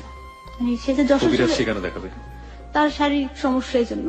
ওকে, দিস আর দা মানে স্টোরি, এগুলো হচ্ছে গল্প। এই গল্পটাকে আপনি কিভাবে কোন দিক থেকে অ্যানালাইসিস করবেন সেটা আপনার ব্যক্তিগত ব্যাপার। আমি বারবারই বলছি যে গল্পটাকে আপনি কিভাবে নিচ্ছেন, আপনি গল্পের পিছনে কোনো সন্দেহ করবেন কি করবেন না সেটা আপনার ব্যক্তিগত ব্যাপার, কিন্তু ওর জায়গাটা থেকে যেটা মূল্যায়ন করছে, যেভাবে দেখছে, সেভাবেই আমরা ওকে বলার সুযোগ দিচ্ছি। ঠিক আছে, তারপরে আপনাকে এ ধরনের সমালোচনা ফেস করতে হলো। তারপর হৃদয়ের সাথে আমি সবকিছু শেয়ার করতাম, আমার প্রবলেম গুলো যা যা হইতো, আমাকে সান্ত্বনা দিত। পরে ও আম্মুকে খোঁজার জন্য অনেক চেষ্টা করে, চেষ্টা করার পর এক পর্যায়ে আম্মুর খবরটা পাই। তারপর হৃদয়ের বার্থডে আসে। বার্থডে আসলে সেখানে যাই, সকালবেলা যাই, যা ওকে উইশ করতে। যাওয়ার পর বেশিক্ষণ ছিলাম না, 20 মিনিট থাকার পর মাসুম সবাই আসছে, বের হয়ে চলে আসি। আসার পর ওর যে গুরু, ওনার অফিসে যায়, ওখান থেকে কথাবার্তা বলার পর আমি আবার 11টার ভিতরে বাসায় চলে আসি। ওকে, আমি একটু জানতে চাই যে হৃদয় তো বাসাটা নিজে ভাড়া নিয়ে থাকতো? হ্যাঁ, নিজেই ভাড়া নিয়ে থাকতো। এই যে শারীরিক সম্পর্ক, এটা হওয়ার পরে আপনি যতবার তার কাছে গিয়েছেন আপনাদের মধ্যে শারীরিক সম্পর্ক হয়েছে? হ্যাঁ, ততবার হইতো না। ওকে, ঠিক আছে, তারপর সেদিন চলে আসি। সেদিনও আমাকে একটু দুর্বল বেশি হয়ে যায়। তারপর বাসায় আসার পর আমাকে ফোন দেয়, ফোন দেওয়ার পর কথা বলে বাসায় পৌঁছেছে কিনা এগুলা, এভাবে সম্পর্ক আগাইতে থাকে। এখন ওরা যে বাসাটায় থাকতো, ওই বাসাটা ছেড়ে দিচ্ছে। এখন ওদের মূল সমস্যা যে বউ দরকার বাসার জন্য। ওরা মনে মনে প্ল্যান করে রাখছে যে আমাকে বউ সাজা বাসা নিবে, মানে ব্যাচেলরদেরকে দিচ্ছে না বাসা। এই যে সমস্যা। আর আমিও এটা চাই যে ওরা বউ সাজায় রাখবে আমাকে। তো আমি সেদিন মালিবাগে অফিসে কাজ, বললো যে ডালিয়া বাসা পাল্টাবো, বুঝবাস করতে পারতেছে, একটু হেল্প করে দিয়ে যাও। সবাই আসছে, আসলে সবাই আসছে। আসার পর আমি গেলাম, ঠিক আছে আমি আসতে পারি, আমাকে এই টাইমের ভিতরে আমার বাসায় ব্যাক করতে হবে। ঠিক আছে আসো। আসলাম, ওদের বাসা সবকিছু বুঝগাছ করলাম। ওর বড় ভাই আসছে, ওর মেজো ভাই আসছে, বাসায় সবাই আসছে, কথা বললো। ওর বড় ভাই সম্ভবত সেদিন দেশের বাইরে থেকে আসছে। আসার পর দেখে জিজ্ঞাসা করছে কে এটা, বলছে যে টিপু ভাইয়ের খালাতো বোন। তো রান্না বাড়া করলাম, বড় ভাই চলে গেছে, মেজো ভাই, আমি, টিপু ভাই, হৃদয়, আমরা 4 জন একসাথে খাওয়া দাওয়া করলাম। তারপর মেজো ভাই চলে গেছে, সবাই চলে গেছে, আমি একা বাসায়। তখন 3টা বেজে গেছে, 4টা বেজে গেছে, ওরা আসতেছে না। আমি ফোন করে বলছি তাড়াতাড়ি আসেন, আমার যেতে হবে। বলছে হ্যাঁ তুমি বসো, আমরা সিএনজিটা নিয়ে আসতেছি, তারপর তুমি চলে যেও। তারপর ওদের ফোন অফ করে দিচ্ছে, আর লাইনে ঢুকতে পারতেছি না। আমি একা একা বাসায় আসতে রাত্রে 11টায়। তো সেই দিনও ওরা আর আমাকে বাসায় আসতে দেয়নি, ওখানেই রেখে দিয়েছে। ওখানেই রেখে দিচ্ছে। আপনার আম্মা তখন বাসায় ছিল? আমার আম্মা সে তখন বাসায় ছিল। সেদিন ঘটনাটা ওরা অন্যরকম করছে, সাজেছে যে টিপু ভাই আমি তো দাঁড়িয়ে বিয়ে করবো, তো ওর বাসায় বলে দেন যে ও আমার বউ। এটা ওরা, হ্যাঁ, আমি তখন ওদের সামনে ছিলাম না, আমি রুমে বসে বসে আবারও সেই কান্না করতেছি, একই অবস্থা। তো আমার আম্মাকে ফোন করে বলছে, বলে দেওয়ার পর আমার বলতেছে অসম্ভব, এটা আমি আমার মেয়ের মুখ থেকে শুনতে চাই। ওর যত ঘুমায় পড়ছে, তো আমার আম্মা আরো কান্না করতেছে, আমাকে দেয় নেই, আমাকে দেবো, আমি কান্না করতেছি, আমি তো ওদের কোনো কথা শুনি নেই। পরের দিন বাসা পাল্টায়, নভেম্বরের 1 তারিখে ওরা বাসা পায় নাই। বাসা না পাওয়ার পর খুঁজতে খুঁজতে পাশে একটা বাসা আবার পেয়ে গেছে। আপনি রাতের বেলা থাকলেন ওখানে? হ্যাঁ, ওখানে ছিলাম। আপনি আপনার মার সাথে কথা বলেননি সে রাতে? সে সাথে আমার সাথে আমার কথা বলা হয়নি। আপনি চেষ্টাও করেননি? চেষ্টা করি না, আমি অনেক কান্নাকাটি করতেছিলাম, ওরা আমাকে কথা বলায়নি। তো আপনি বলেননি যে তুমি যে কাজটা করছো সেটা ভুল করছো, অন্যায় করছো? হ্যাঁ, আমি তাদের বলছি যে আপনারা কি বললো যে আমার মা মাইনে গেল, পরে বললো যে বলে দিচ্ছি যে হৃদয় তোমাকে বিয়ে করছে, তুমি হৃদয়ের বউ, তুমি যেতে পারবে না। তখন আমি তাদের প্রতি বলছি যে এটা আপনারা কেন করছেন, আমি ওকে কেন বিয়ে করছি বা ওকে আমি বিয়ে করবো কখনো বলছি, এই কাজটা কেন করতে গেছেন, আমার মা কে এই কথা কেন বলছে আমার পারমিশন ছাড়া? ওই তো তোমাকে বিয়ে করবি, তাহলে সমস্যাটা কি? আমাকে বিয়ে তো করে নাই, তাহলে আপনারা বলছেন কেন? তাকে যেটা বলার বলে ফেলছেন, না যেটা বলছেন বলার ফেলছেন, এটা তো হইব না। পরে দিয়া আর চিলাপালা করছি, পরে বসে রয়েছি, পরে বলতে বাসাটা পাল্টাই তোমাকে বিয়ে করবো। হৃদয় কি বললো? হৃদয় একই কথা, দুজনেরই একই কথা। পরে বাসা পাইলো, বাসা পাওয়ার পর ওই বাসায় বউ ছাড়া তো আর উঠা যাবে না। দাঁড়ান, আপনি তো তারপরে বাসায় ফিরে গিয়েছেন না? আপনার মা কি করেছিল আপনার সাথে? সেদিন তো বাসায় যাইনি। তার পরের দিন তো গিয়েছেন? পরের দিনও যাইনি। আপনি আসলে কতদিন পরে বাসায় গিয়েছিলেন তার? মানে নভেম্বরের আগের দিন, 1 তারিখ 1 নভেম্বর আগের দিন ওর বাসায় আসি, তো সেদিন আমি বাসায় যাইনি। ওকে। তারপরের দিন আমার বাসায় যাওয়ার কথা সকালে, তো ওরা সকালে উঠে নাস্তা করার পর ওরা বলতেছে যে বাসা একটা পেয়ে গেছি। ওরা ছোট ভাই ফোন দিয়েছে, ভাইয়া তো একটা বাসা পেয়ে গেছি, কাছে ঠিক আছে। তো ওই বাসায় উঠছি, ওই বাসায় বাড়ির লোকটাকে বললো যে ইনি আমার ওয়াইফ, আর আমার বড় ভাই, এই আমরা 3 জন থাকবো। তারপর সন্ধ্যার সময় ঘর গোছানো শেষ, খাওয়া দাওয়া হইলো সবার সাথে। তো এখন তো বাসায় যাবো, তো সেদিন বাসায় যাই সন্ধ্যার সময়। তারপর কি হলো? বাসায় আসি, আসার পর আমার আম্মা আমার সাথে অনেক খারাপ ব্যবহার করে, অনেক বকাঝকা করে, যে অভিশাপ যাকে বলে একটা অভিশাপ দেওয়া শুরু করলো। আপনি নিশ্চয়ই আপনার মার সাথেও অনেক খারাপ বিহেভ করতেন, কারণ এতটা সাহসী তো হওয়া আপনার বয়স থেকে সম্ভব না। আমার কাছে যেটা মনে হচ্ছে যে আপনি মা চাচ্ছে না, পরিবার চাচ্ছে না, তারপরও, এবং যে ছেলেটা আপনাকে এখনো বিয়ে করেনি তার সাথে আপনি প্রায় 2 রাত থাকলেন, এটা তো অত্যন্ত সাহসী একটা ব্যাপার। মার সাথে এই বিষয়ে কখনো খারাপ ব্যবহার করতাম না।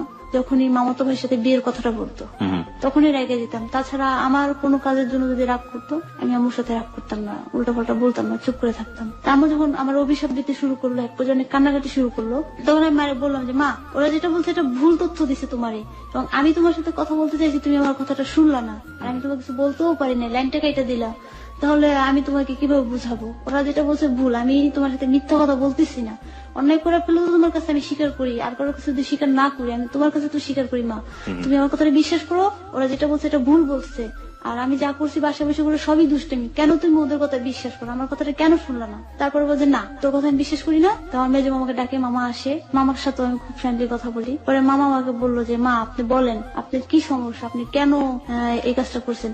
আমি সত্যি কথা বলতেছি মামা, ওর সাথে আমার বিয়ে হয় নাই, ওর সাথে আমার কোনো লাভ সম্পর্ক নাই, যেটা বলছে ওরা ভুল তথ্য দিচ্ছে। আমি মার সাথে কথা বলতে চাইছি কিন্তু কথা বলতে পারিনি, মা আমার কথা বিশ্বাস করতেছে না। মামা, তো আমি কি করবো এখন?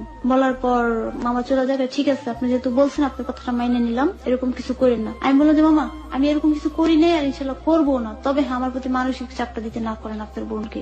আপনার বোন আমার সাথে যেটা করতেছে এটা পরিপূর্ণ মানসিক চাপ, যে আপনার ভাইতিজার জন্য আমাকে সে মারা ফেলবে, আমার খাবার টেনে নিয়ে যাবে, ঘরে দরজা আটকে বাইরে দাঁড়া করে রাখে, সারা রাত ছাদ দাঁড়িয়ে থাকতে হয়, এগুলা কেন করে আপনার বোন? এটা তো সে খুব করে। আর তখন আমার খরচপাতি লাগতো, এগুলো আম্মা আমাকে দিত না। প্রায় সময় মালিবাগ হাইটে আসতাম, অফিসে হাইটে আসতাম এই মামাতো ভাইয়ের কারণে। তো আম্মা যখন আমাকে টাকা পয়সা দিত না, রাগ করতো, আমি যেটা পেতাম তত দিয়েই দিতাম। তারপর কিছু বলতাম না, চুপচাপ বাসা থেকে বের হয়ে চলে আসতাম। হৃদয়কেও বলতাম যে হৃদয় আমার সাথে এরকম হইতেছে, তোমরা এটা কাজ ঠিক করো নাই, বলো কেন এরকম করলা। পরে বললো আচ্ছা ঠিক আছে, দেখি আমি কি করতে পারি, আমি তোমাদের বাসায় আসবো। তারপরের দিন ও আবার আমাদের বাসায় আসে। বাসায় আসার পর আমার মা ওর সাথে কথা বলে না, আইসা আমুর সাথে হাত পা ধরে মাপ টাপ চাইছে, কান্নাকাটি করছে। কান্নাকাটি করার পর বলছে যে আমি তোকে ছাড়া বাঁচবো না, ওকে আমার চাই, আপনার দুটো পায়ে ধরে আমি চাই, ওকে আমাকে দেন, আমি ওকে কখনো কষ্ট দিব না। হৃদয় এটা বলেছে? হ্যাঁ, হৃদয় এই কথাটা বলছে। শুনো, আমার মেয়েটাকে তো আমি জন্ম দিয়েছি, ও আমাকে জন্ম দেয়নি। আর তুমি যে জায়গায় থাকো, আমার মতো একটা নিম্নবিত্ত ঘরে মেয়ে তুমি নিয়ে সংসার করবে, এটা তো আমি বিশ্বাস করি না। আর তোমরা যে বাস্তবে যাবার, আমি বাস্তব থেকে আসছি, মানে আমার আব্বা উচ্চ ফ্যামিলি ছিল। তারপর ওর বাবাই যে কিনা আমাকে কখনো চুনিতে পান খসতে দেয় নাই, এত কেয়ার করে রাখছে, সেই যখন চলে গেছে আর তুমি তো সে জায়গায় কিছুই না। আপনার বাবাও কি মিডিয়াতে কাজ করতো? আমার বাবা মিডিয়ায় কাজ করতো না, আমার বাবা ব্যবসা করতো, ইন্ডিয়ায় ব্যবসা করতো। ওকে। তারপর ওর বাবা যেহেতু চলে গেছে আমাকে ছাইরা, তুমি কি করবা? না, আপনাকে আমি কথা দিতেছি, আমি কখনো ওকে কষ্ট দেবো না, ওকে আমার চাই, আমি আপনার পা দুটা ধরে মাপ চাই, এগুলো বলছে। বলার পর আম্মা তারপর সম্মতি হয়নি, তারপর বলছে ঠিক আছে যাও। তখন আর কি আমরা লাক সাইডে চলে আসছি। ওকে। আসার পর ফোনে কথা হয়, ও আমাকে প্রায় রাতে গান শোনাইতো, এসএমএস করতো, অনেক কথা বলতো, কিন্তু ওইভাবে আমি সিরিয়াসলি কখনো যাইনি, নর্মালি রাখতাম। আমার বিশ্বাস ও জুথির কাছে ফিরে যাবে, ওর গার্লফ্রেন্ডের কাছেও ফিরে যাবে। আমার সাথে মানে ওর ওয়াইফ, তখন তো বউ বলে না, ডিভোর্স দিয়ে দিছে, এই জন্য বউ বলে না, জুথির কাছে চলে যাবে। আমার বিশ্বাস আছে এটা। আমার সাথে যা করতেছে ফান, বলতেছে যে জ্যোতিকে আমার আর দরকার নেই, ও যেহেতু চলে গেছে, তুমি আমার লাইফে থাকবা। আমি যেসব ফালতু কথা রাইখা বাস্তবে ফিরে আসেন, বুঝছেন, বাস্তবটা অনেক কঠিন। ও জানতো যে আমার আগে একটা বিয়ে হয়েছে, ওকে আমি এটা প্রথম দিনে বলে দিচ্ছি। আর একদিন বলতেছিল ডালে তুমি কি সত্যি আমাকে ভালোবাসো? কেন? কই তুমি আমাকে কখনো শাসন করো না, কখনো বলো না এটা করো সেটা করো, কখনোই তো বলো না। আমি কেন এগুলো করা কি খুব দরকার? আপনার এগুলো করার জন্য তো একজন আছি, কারণ আমার একজন আছে, সেটা তো চলে গেছে। আমার যে কোনো একজনকে চাই, তুমি হলেই চলবো, ওকে আমার লাগবে না। তো দেখো একদিন এমন একটা দিন আসবে, আজকে আমি তোমাকে যে কথাগুলো বলতেছি, যে কেয়ারটা করতেছি, এই কাজগুলো তুমি করবো। আমাকে শাসন করতে ইচ্ছা করবে, আমার এটা সেটা করো না, এগুলো বলতে ইচ্ছা করবে, কাছে থাকতে ইচ্ছা করবে, কিন্তু সেদিন দেখবো আমি তোমার কাছে নেই। এগুলো বলতো আপনাকে? এগুলো সেদিন বলছে। তখন আমি তখন হাসতেছি, তো বলে হাইসো না ডালিয়া, দেখো আমার কথাগুলা সত্যি, তুমি একদিন এগুলো মনে করবা। তারপর আচ্ছা ঠিক আছে যান, সেদিন আসুক, দেখা যাবে। তো কথা শেষ। পরে আমি বললাম এখন ফোন রেখে আমি অফিসে যাবো। ওর একটা মানে অভ্যাস ছিল, যার সাথে ফ্রি তো তাকে ও বউ বলতো, মানে যার সাথে ফ্রি তো তাকেই বউ বলতো। মানে এরকম হয়ে গেছে। মাঝে মাঝে এসে আমি এটা বুঝতে পারলাম যে এইটা কি অবস্থা, সবাই কি ওর বউ নাকি? মানে আমি এগুলো দুষ্টামি করে বলি, তোর খালাতো বোন আসবে বাসায়, তখন ও বেকার, হৃদয় বেকার, কোনো কাজকর্ম করে না, কাজকর্ম নাই। তো আমাকে বলতেছে যে ডালিয়া আমার খালাতো বোন আসবে, এখন আমাকে ওকে যে রিসিভ করতে হবে। কোথা থেকে? বলে যে কাউরাকান্দি থেকে। তার সুখ নিয়ে আসে, সমস্যাটা কোথায়? না আমার বাসায় আমি একা থাকি, ওকে এনে রাখা যাবে না, বাড়িওয়ালা দেখলে সমস্যা করবে, বাড়িওয়ালা তো জানে আমি তোমাকে নিয়ে থেকে, তোমার অনুপস্থিতি একটা মেয়ে থাকবে, সেটা কিরকম না? আম্মাও নাই, ভাইয়াও নাই, তুমি আসতে হবে, আমি আসতে পারবো না, আমার কাজের ক্ষতি হবে, আর আমি যদি এখন তোমার সাথে যাই আমি আর কোনোদিনও বাসায় উঠতে পারবো না। সেটা যাই হোক, তুমি আসো। না এখন আমি আসতে পারবো না। পরে বলে যে আমার কিছু টাকা লাগবে। কত টাকা লাগবে? 2000 টাকা লাগবে। 2000 টাকা এখন তো আমার কাছে টাকা নেই, একটু ম্যানেজ করে দাও। এর আগে ওকে আমি আবার 1000 টাকা দিছিলাম। পরে ঠিক আছে আমি ম্যানেজ করে দিতেছি। কিভাবে দেবো? এবার যে আমাকে এসে পরিবহনে পাঠিয়ে দিতে বলছে। তো আমি টাকাটা 10 নম্বর থেকে এসে পরিবহনে পাঠিয়ে দিই। তো পাঠিয়ে দিলে ও সেই দিন সকালে চলে যায় ওর খালাতো বোনকে আনতে। নাইটের গাড়ি তোর আবার ফিরে আসে। তো সারা রাত্রি আমার সাথে ফোনে কথা বলতে গেছে। তারপরে বলে যে সকালবেলা তুমি আইসো। তো খালাতো বোন আসতে পর বাসায় গেছি, যাওয়ার পর বাসা থেকে আমি নাস্তাও নিয়ে গেছি। আর ওর সাথে রিলেশন গভীর হওয়ার পর আমি সবসময় বাসা থেকে নাস্তাটা বানাই সকাল 7টার ভিতরে ওর বাসায় নিয়ে আসতাম মিরপুর থেকে। প্রায় দিনই? হ্যাঁ, প্রায় দিনই। ও খাইতে চাইলে আমি আমার অফিস কাজ শেষ করে 7টার ভিতরে যেভাবে হোক নাস্তাটা তৈরি করে আমি রামপুর আইন ওকে দিয়ে যেতাম। সেদিন আসি, নাস্তা বানাই নিয়ে আসি, আনার পর খাওয়া দাওয়া করে তারপর আমি এবার বলি এবার আমি চলে যাই। তো সিনিকদা, ওর খালাতো বোনের নাম, সিনিকদার সাথে কথা হলো, ওর সাথে কথা হলো, অনেক গল্প গুজব করলাম, অনেকটা ফ্রি হয়ে গেলাম। এখন সিনিকদার আমাকে বলতেছে যে লেপু তুমি যাইও না। আমি বললাম না সিনিকদা, আমি থাকতে পারবো না, আমার অনেক কাজ আছে। বলে যে না তুমি থাকো, আমি এখানে একা একা থাকবো না, আমার ভয় করতেছে। কিসের ভয়? তুমি তোমার ভাইয়ের বাসায় আসছো, আর আমি এখানে থাকতে পারবো না, আমার বাসায় যেতে হবে। আর হৃদয় বলতেছে যে না তুমি এখানে থাকো, যাইও না। আমি শোনেন, আমি যদি এখানে থাকি তাহলে আজকে আমার বাসা থেকে শেষ আসা, আজকের পর কোনোদিন আমি আমার বাসায় উঠতে পারবো না। বলো যে না তোমার বাসায় উঠতেও হবে না। আমি উঠতে হবে না, এটা তো মুখে বললে হবে না, আমার ফ্যামিলিতে অনেক কষ্ট করে আসছি আর আমি আসতে পারবো না। পরে বলে যে না তুমি যেতে পারবে না। পরে ওরা দুজন অনেক জোর জবরদস্তি করলো, করার পর আম্মুরে বলছি, আম্মু তো তখন যেন আমাদের বিয়ে হয়ে গেছে। তারপর থাকি 15 দিন ওর বাসায়। টানা 15 দিন? 15 দিন মাঝে মধ্যে একটু বাসায় আসতাম। আসার পর একদিন বলে দিচ্ছি যে ওকে আমি একেবারে নিয়ে আসছি, এটা আমার আম্মুকে বলে দেয়। মানে কি আপনার মাকে তখন আপনি বললেন যে আপনারা বিয়ে করে ফেলছেন? হ্যাঁ, ও বলছে বিয়ে করে ফেলছেন, কিন্তু ও আমাকে বিয়ে করি করে না। তারপর চাকরি বাকরি নাই, বলতেছে দেখো আমার হাত খাট টাকা পয়সা নাই, চাকরি বাকরি নাই, টানাটানি অবস্থা, একটা কিছু করতে গেলে তার এইভাবে করা যায় না। তো আমি ওর সমস্যাগুলো সামনের সাথে থেকে দেখতেছি, তো এই জন্য কিছু বলি না। আর আমি টুকটাক মার্কেটিং এ যতটুক করি কাজ করি, এর ভিতর আমার মার্কেটিং এ যতগুলো ফোন আসতো ওগুলা সহ্য করতো না। একটা একটা একটা করে সবগুলো মানে কাট করে দিল। কারোর সাথে এখন আর কথা হয় না, কাজও করা হয় না। তারপরে মার সাথে যোগাযোগ রাখি, হালকা পাতলা কাজ করি যতটুকু সম্ভব। এরকম করে ভালোই চলতেছিলাম, মানে নুন আনতে পান্তা করে অবস্থা হলো। আমরা খুব ভালোই ছিলাম, অনেক সুন্দর ভাবে জীবন কাটতেছিল, প্রত্যেকটা মুহূর্তে ভালো ছিলাম। ও বাসায় থাকতো সারাদিন, বাইরে যেত না, কাজকর্ম যা ছিল ফোনে ফোনে করতো। করার পর আমিও সারাদিন বাসায় থাকতাম, মোবাইলে আমার কাজকর্ম খবর নিতাম, যদি কিছু করা লাগতো ওগুলো করে দিতাম। তারপর 15 দিন পর স্নিগ্ধা চলে যাবে, স্নিগ্ধাকে গাড়িতে উঠে দিয়ে আসতে আমি চাই। স্নিগ্ধার বয়স কত ছিল? স্নিগ্ধার বয়স তখনই ছিল 22 বছরের একটা মেয়েকে নিয়ে খালাতো বোন, সে একই বাসায় থাকছে, আপনার কোনো সন্দেহ হতো না? হ্যাঁ, না ওরকম কোন সম্পর্ক ওদের ভিতর নাই। ওকে বিবাহিত ছিল? স্নিগ্ধা বিবাহিত না। কেন এসেছিল এখানে? বাসা থেকে রাগ করে আসছে। ওকে, দেন? তারপর অনেক মজা করতাম, এর ভিতরে ওর ওয়াইফ জুথির সাথে বেশ কিছু কথা হয়েছে, হৃদয়ের সাথে কথা হইতো, প্রায় কথা হইতো। এগুলো আপনার সাথে শেয়ার করতো? হ্যাঁ, আমার সামনে কথা বলতো। কি বলতো? তেমন কথা, কেমন আছো, কি করতেছো, ভালো আছো কিনা, এসব, পড়াশোনা কেমন চলতেছে। আপনি বাধা দিতেন না? তেমন কথা বলতো না, মাঝে মাঝে বলতাম, আবার বলতো যে থাক সমস্যা নেই। আপনার মার্কেটিং এর ক্লায়েন্টদেরকে সহ্য করতে পারতেছে না, আবার সে পুরনো অতীতের খোঁজ খবর সে নিচ্ছে, আপনি সেটা সহ্য করতেন? আমাকে সহ্য করতে হইতো। কেন আপনাকে সহ্য করতে হবে? আপনি তাকে বিয়েও করেননি এখন পর্যন্ত। আমি হালকা কথা বলতাম, বললে সে ওই হয়ে যেত, কানাকাটি করতো, নিজের প্রতি নিজে অত্যাচার করতো। তা বলতো যে ঠিক আছে, আস্তে আস্তে স্বাভাবিক হয়ে যাবে। মাঝে মাঝে নিজে ওকে অ্যাভয়েড করতো, এজন্য কিছু বলতাম না, যে থাক। পরে একদিন রাত্রে বলতেছে যে তুমি আমার কাছে আসবো না, ফোন দাও কেন, আমি তো বিয়ে করছি। তো তুমি তাই নাকি, তোমার বউ কোথায়? তো স্নিগ্ধাকে দিচ্ছে। তো স্নিগ্ধাকে জুথি বললো যে ভালো করে দেখো, ওর খেয়াল রেখো, ওর যেন কষ্ট হয় না, এসব কথা জুথি স্নিগ্ধাকে বলছে। পরে বললো যে ঠিক আছে, তুমি তো পাশে নাই, তা তোমার এটা খবর নেওয়ার দরকার নাই, আমারটা আমি কিভাবে করবো সেটা আমি বুঝে নেবো। তারপর জুথি ফোনটা কেটে দিচ্ছে। জুথি কি করতো? জুথি তো বিয়ে করে ফেলেছে ওখানে গিয়ে? জুথি বিয়ে করে নাই, জুথি এমনি পড়াশোনা করতো। ডিভোর্স দিয়ে দিয়েছে ওকে? ডিভোর্স দিয়েছে। কেন দিয়েছে সেই খবরটা আপনি নেননি কখনো? জানার চেষ্টা করুন কি ছিল কারণটা? এটা তো ওদের পার্সোনাল লাইফ, বলাটা ঠিক হবে কিনা। তারপর ওয়াই নট?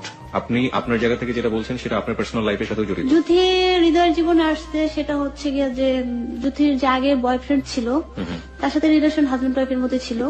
তো ওর ওই বয়ফ্রেন্ড একটু খারাপ বিহেভ করতো, গালাগাল এটা সেটা করতো। তখন জিত করে হৃদয়ের সাথে জড়ায় যায়, আর জড়াতে যে রিয়েল সম্পর্ক হয়ে যায়, বিয়ে করে ফেলে, জিত করে বিয়ে করে ফেলে। তারপরে আবার ওর সে ওর পুরনো বয়ফ্রেন্ডের সাথে সম্পর্ক জড়ায়, আর এটা হৃদয় বাধা দিত।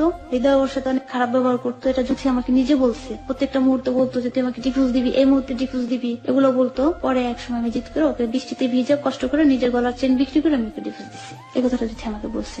ওকে, জটিল সমীকরণে আমরা ঘুরপাক খাচ্ছি। আপনি তারপরে কি করতেন এর সাথে, আপনি সেটা বলেন। তারপর হৃদয় এগুলো অ্যাভয়েড করতো, পরে আস্তে আস্তে কাজ একটু একটু কাজ করার জন্য অনেক চেষ্টা করতো।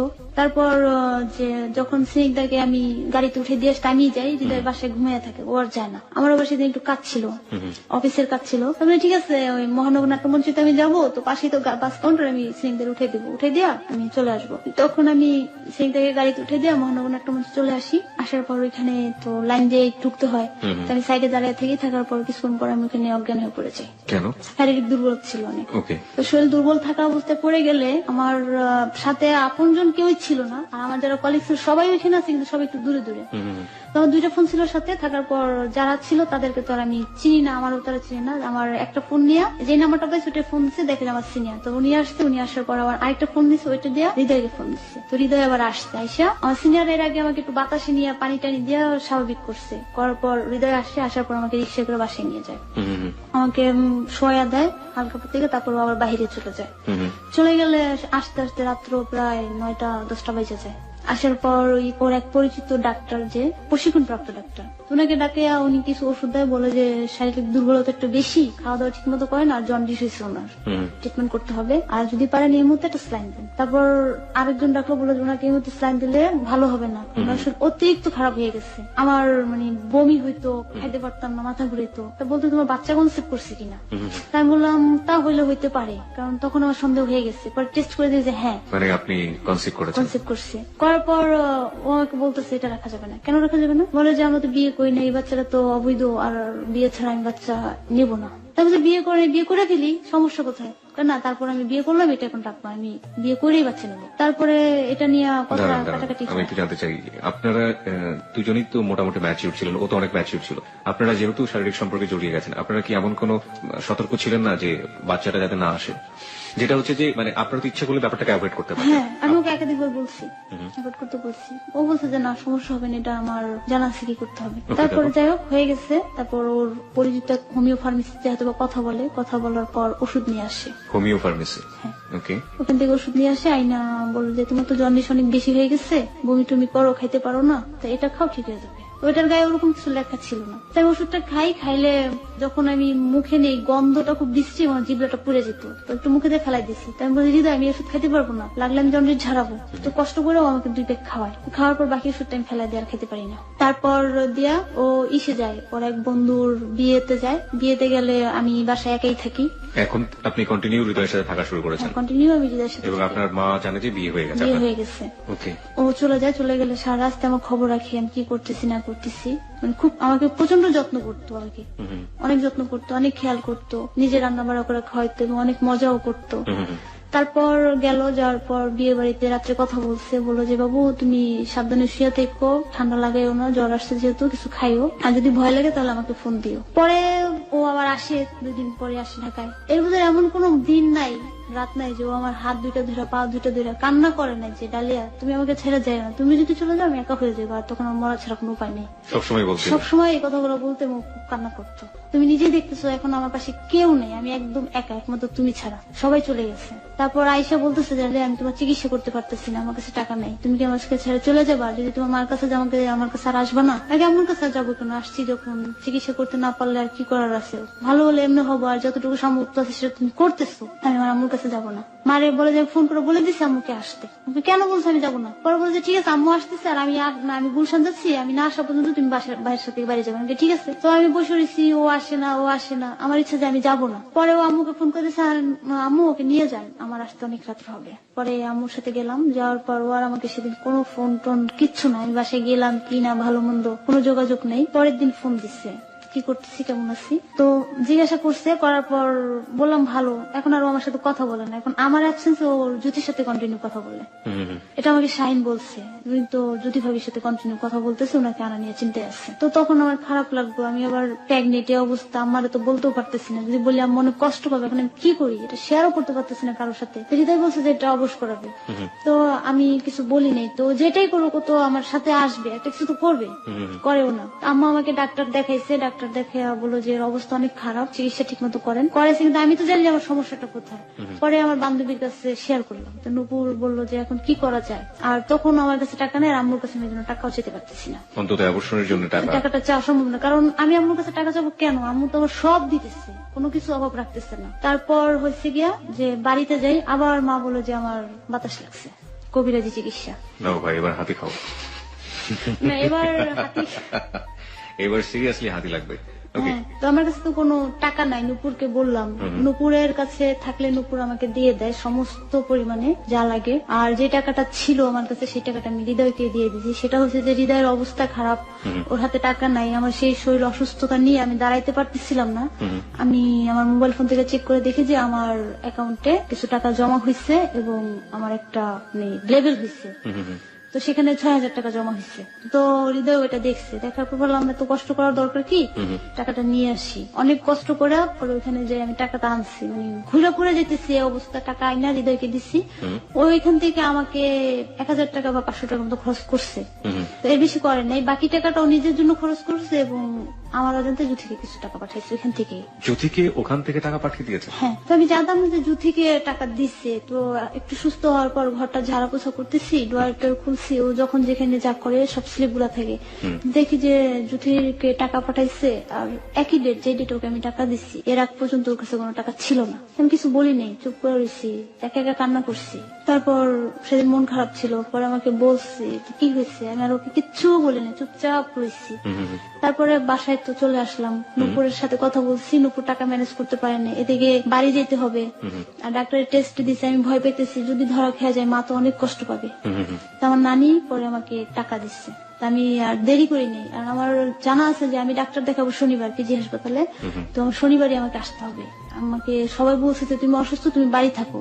আর আমার ভিতরে ভয় কাটছে, আমি যদি থাকি আমার তো বিপদ আরো বাড়বে। তো আমি অনেক করে বাড়ি থেকে চলে আসছি। আসার পর পরের দিন আমি নুপুরকে নিয়ে ওইটা শেষ করি। আর এর আগে হৃদয়ের সাথে কথা কাটাকাটি হয়, তুমি জ্যোতির সাথে কন্টিনিউ করতেছো, আমাকে এখানে ফালাই রেখে গেছো, আমার এই সমস্যাগুলো হইতেছে, মানুষের কথা আমার শুনতে হইতেছে, তো তুমি এতদিন আমাকে কি হিসাবে ব্যবহার করলা? আর কোন সুখে তুমি শপথও খাইছো, তা আমি কি তোমার রক্ষিতা? এই কথাটা আমি বলে ফেলছি। তো বলতো যে হ্যাঁ তুমি আমার এটা, ওকে আমি আনবো, আমি এটা করবো। সবসময় রাগ রাগ হয়ে কথা বলতো, আমাকে অ্যাভয়েড করতো, এরকম করতো। আবার ওর জ্বর আসছে এর ভিতরেই, তো আমি বললাম বাসায় গিয়েও না, ওকে কে দেখবে? আমি মাকে বলছি মা চলো আমি বাসায় চলে যাবো, এখানে থাকবো না। হৃদয়কে ফোন দিই, হৃদয় আমি কিন্তু আসতেছি রাস্তায়, বলছে না আইসো না, তোমার জ্বর একা একা কি করবা? পরে বাসায় গেছি, আসার পর ও বলতেছে যে আমি বাসায় নেই, আমি বড় ভাইয়ের সাথে ডাক্তারের কাছে আসছি। সে তখন রাত বাজে 11টা, রামপুরা থেকে কোনো গাড়ি সিএনজি কিছুই পেতেছি না। আমার মা আবার আমাকে কোলে করে বাসায় নিয়ে আসছে। আনার পর হৃদয় এরকম রাব বিহেভ করে, তারপর ওটা তো অবসান করলাম বান্ধবী নিয়ে। অবসান করে ফেলছেন? হ্যাঁ, অবসান করে ফেলছি। কিভাবে করলেন এটা হাসপাতালে যে আমার বান্ধবী অবসান করে নিয়ে আসছে। মানে আপনারা যে হাসপাতালে গেলেন সেখানে আপনার কোনো পরিচয় চাইলো না? আপনার কি? হ্যাঁ, পরিচয় চাইছি, আমি পরিচয় দিছি। আপনার হাজবেন্ডের কথা জিজ্ঞেস করেন? হ্যাঁ, হৃদয়ের কথা বলছি, কিন্তু আমার বান্ধবী বলছে যে তুমি বলো গার্মেন্টসে চাকরি করো। গার্মেন্টসে চাকরি করো এটা বললেই হয়ে যাবে? না, এটা বললো আর তোমার হাজবেন্ড যা তাই বললো। বলছে যে যদি বলো তাহলে টাকা পয়সা বেশি চাবে, আর তুমি বলো যে গার্মেন্টসে চাকরি করো, বাচ্চা নেওয়া সম্ভব না, তাই আমি ওইটাই বলছি। This track was downloaded from FusionBD.com. এই ধরনের কাজ করতে গেলে সাধারণত অভিভাবককে চায় ডাক্তাররা, কারণ যে কোনো ধরনের বড় ধরনের বিপদ হতে পারে। অভিভাবক আমার বান্ধবী গেছে। আর এটা করার পরে আপনার শারীরিক কোনো সমস্যা হয়নি? মানে কতক্ষণের মধ্যে আপনি এটা করতে পেরেছেন? এটা 1.5 ঘন্টা 1 ঘন্টা লাগছে। কি করেছিল ডাক্তাররা? এটা এমআর করে ফেলে দিচ্ছে। এবার কি মানে কোনো ইনজেকশন দিয়ে দেওয়া বা কোনো কিছু? ইনজেকশন না, আমার ওই যেটা বাচ্চারই ওইটা কেটে ফেলে দিচ্ছে। তো এটা আমার সমস্যা, কষ্ট হয়েছে আমার। It was your first time, right? আপনার এটাই আমার প্রথম, আমার অনেক কষ্ট হয়েছে। তো কান্না করতেছিলাম, নুপুরের জ্বরেও কান্না করতেছিলাম যে নুপুর দেখ আমার লাইফে এরকম একটা সমস্যা হয়ে গেল, ও এরকম করলো, আমার মা তো অনেক কষ্ট করবো। যদি মা কষ্ট না পেতে আমি কখনোই এটা আমি করতাম না, কারণ আমার কখনো ইচ্ছে ছিল না যে আমি আমার প্রথম সন্তান ফেলাইয়া দিব। অনেক কাঁদছি। তা সেদিন আর আমি বাসায় যাইনি, নুপুরকে নিয়ে ঘন্টাখানিক পর আস্তে আস্তে করে বাসায় আসি। এই কাজটা করার সময় তো হৃদয় আপনার পাশে থাকতে পারতো, থাকেনি না? ও তখনও থাকে না, ও আমার মানে কোনো কিছু কেয়ার করবে না, বলে দিচ্ছে আমার কাছে টাকা নেই, তোমার যা মন চাই করো, আমি কিচ্ছু করতে পারবো না। এখন আমার ওষুধ কিনতে হবে, যে ওষুধ দিচ্ছে না তো ঘাসুক হবে না। তারপর কি করবো, আম্মা যে পিজি হাসপাতালে দেখাইছে, আর তারপরের দিন আবার পিজি হাসপাতালে আমার কিছু চেক আপ ছিল। চেক আপ গুলো করেননি? চেক আপ গুলো করছি। চেক আপ গুলো তো আপনার বোঝার কথা যে আপনি একটু আগে অ্যাভয়েড করেছেন, কিন্তু পরে বুঝতে পারছি যে ডাক্তার যে ট্রিটমেন্ট দিচ্ছে এটার সাথে এটা ইনা, অন্য কিছু ধরা, ইনফেকশন ধরা পড়ছে। পরে মা ডাক্তার দেখাই নিয়ে আসছে। পরে হৃদয়ের ফোন দিচ্ছে, হৃদয় তুমি কোথায়? ডালিয়ার অবস্থা অনেক খারাপ, মনে হয় দমটা বাইরে হয়ে যাবো, তুমি একটু বাবা আসো, ওরে দেখে যাও, আমি একা একা ওরে নিয়ে পারতেছি না, তুমি একটু আসো। আমার মানে ডাইরেক্ট বলছে যে আমার কাছে টাকা নেই, আমি আসতে পারবো না। তোমার টাকা লাগবে না, কিন্তু তোমার কাছে টাকা চাই নেই, তুমি আসো। ও আসে নাই, বাসায় বসে ঘুমাইছে। এই যে আচরণগত যে পরিবর্তন হৃদয়ের মধ্যে, সেটা কয় মাস পরে আপনি দেখতে পেলেন? এটা ডিসেম্বরের এই যে 18 তারিখের দিক দিয়ে। মানে কয় মাস, আনুমানিক কয় মাস? আপনি ওর পাশে থাকা শুরু করছেন কি মাস থেকে? নভেম্বর মাসের 10 তারিখ থেকে। 1 মাসের মধ্যে এই পরিবর্তন? হ্যাঁ, 1 মাসের ভিতরে পরিবর্তনটা আসছে। ও ঠিক আছে। তারপর তো আমাকে বলতো যে আমি তোমার সাথে রাব বিহেভ করি আমার আর্থিক সমস্যার জন্য। মাথা ঠিক থাকে না? মাথা ঠিক থাকে না। ঠিক আছে। পরে সেদিন মা ওষুধ কিনে নিয়ে যায়। ওর বাসা ভাড়াও দিত কিভাবে? বাসা ভাড়া এই 9-6 করে যেভাবে জোগাড় করে দিত। বাসা ভাড়াটা বেশি ছিল না, অল্প। পরের দিন পিজি হাসপাতালে আমার রিপোর্ট নিতে আসতে হবে। তাই মারে বললাম মা তোমার কাছে যেতে হবে না, আমি আর পারবি না, একা একাই যেতে পারবো। না পারবি না, না মা আমি পারবো, তুমি থাকো, দেখো আমি সুস্থ হয়ে গেছি না।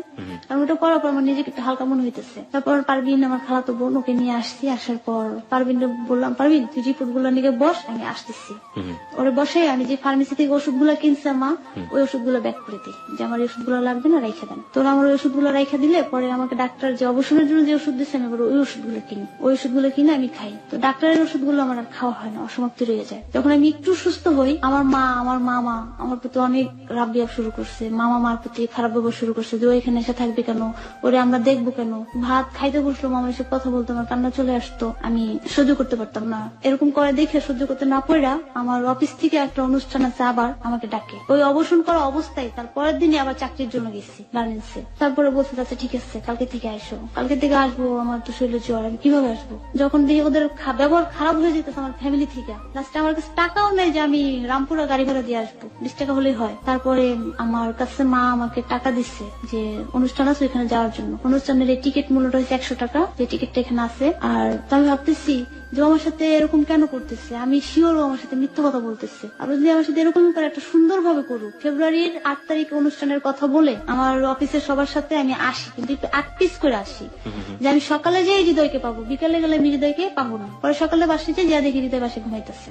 ও লাভ ওইটা বাবু বললে আমার জ্বরে দিয়ে কান্না করে দিচ্ছে, যে বাবু তুমি আসছো, কিভাবে আসলা, তুমি কেন আসছো, তোমার তো শারীরিক অবস্থা ভালো না। আমি বললাম আমি আসবো না তো কি করবো, আমার যে সমস্যাগুলো হইতেছে সেগুলো আপনি জানেন, তো আপনি কেন এরকম করলেন। পরে অনেক কান্নাকাটি করছে, মাপ টাপ চাইলো। আমি একেবারেই চলে গেছি এরকম প্রস্তুতি নিয়ে, এই বাসা থেকে 2টা ড্রেস নিয়ে আমি বাসা থেকে বের হয়ে গেছি 8ই ফেব্রুয়ারি। তারপরেও আবার আমার সাথে স্বাভাবিকভাবে ব্যবহার করছে, স্বাভাবিক মতো রয়েছে। তখন জুথির সাথে যোগাযোগ নাই তেমন একটা, মাঝখানে হয়েছিল, এর ভিতরে জুথিকে আনতেও গেছিল, জুথি ওকে লোকজন দিয়া মারারও চেষ্টা করছে, সেখান থেকে ওর বড় ভাই ওকে সেভ করে নিয়ে আসছে। এটা রংপুরের ঘটনা, আমাকে সব বলতো, যখন যা হয় জুথির কথাগুলো আমাকে সব বলতো, কোনো কিছুই ও আমাকে লুকাইতো না। আর এই জন্য আমার ওর সাথে ভালো লাগতো। জুন জুলাই মাসের দিক দিয়ে ওর অবস্থা আরো খারাপ হয়ে যাবে, একটা মাল্টিপারপাস করার জন্য প্রস্তুতি নেয়, সেখানে ওর মামা আসে। তোর মামা দেখে যে আসলে হৃদয় আমার সাথে ভালো আছে, সুখে আছে এবং ও স্বাভাবিক অবস্থায় আছে। তো ওর মামা একদিন আমাকে বলতেছে ডালে তুমি বাইরে যাবা, সেদিন বারবার শুধু জিজ্ঞাসা করতেছে হ্যাঁ মামা বাইরে যাবো, বাইরে যাবো, আসবে কখন? আমি কাছে চলে আসবো। হৃদয়ের সামনে জিজ্ঞাসা করতাম কেন মামা,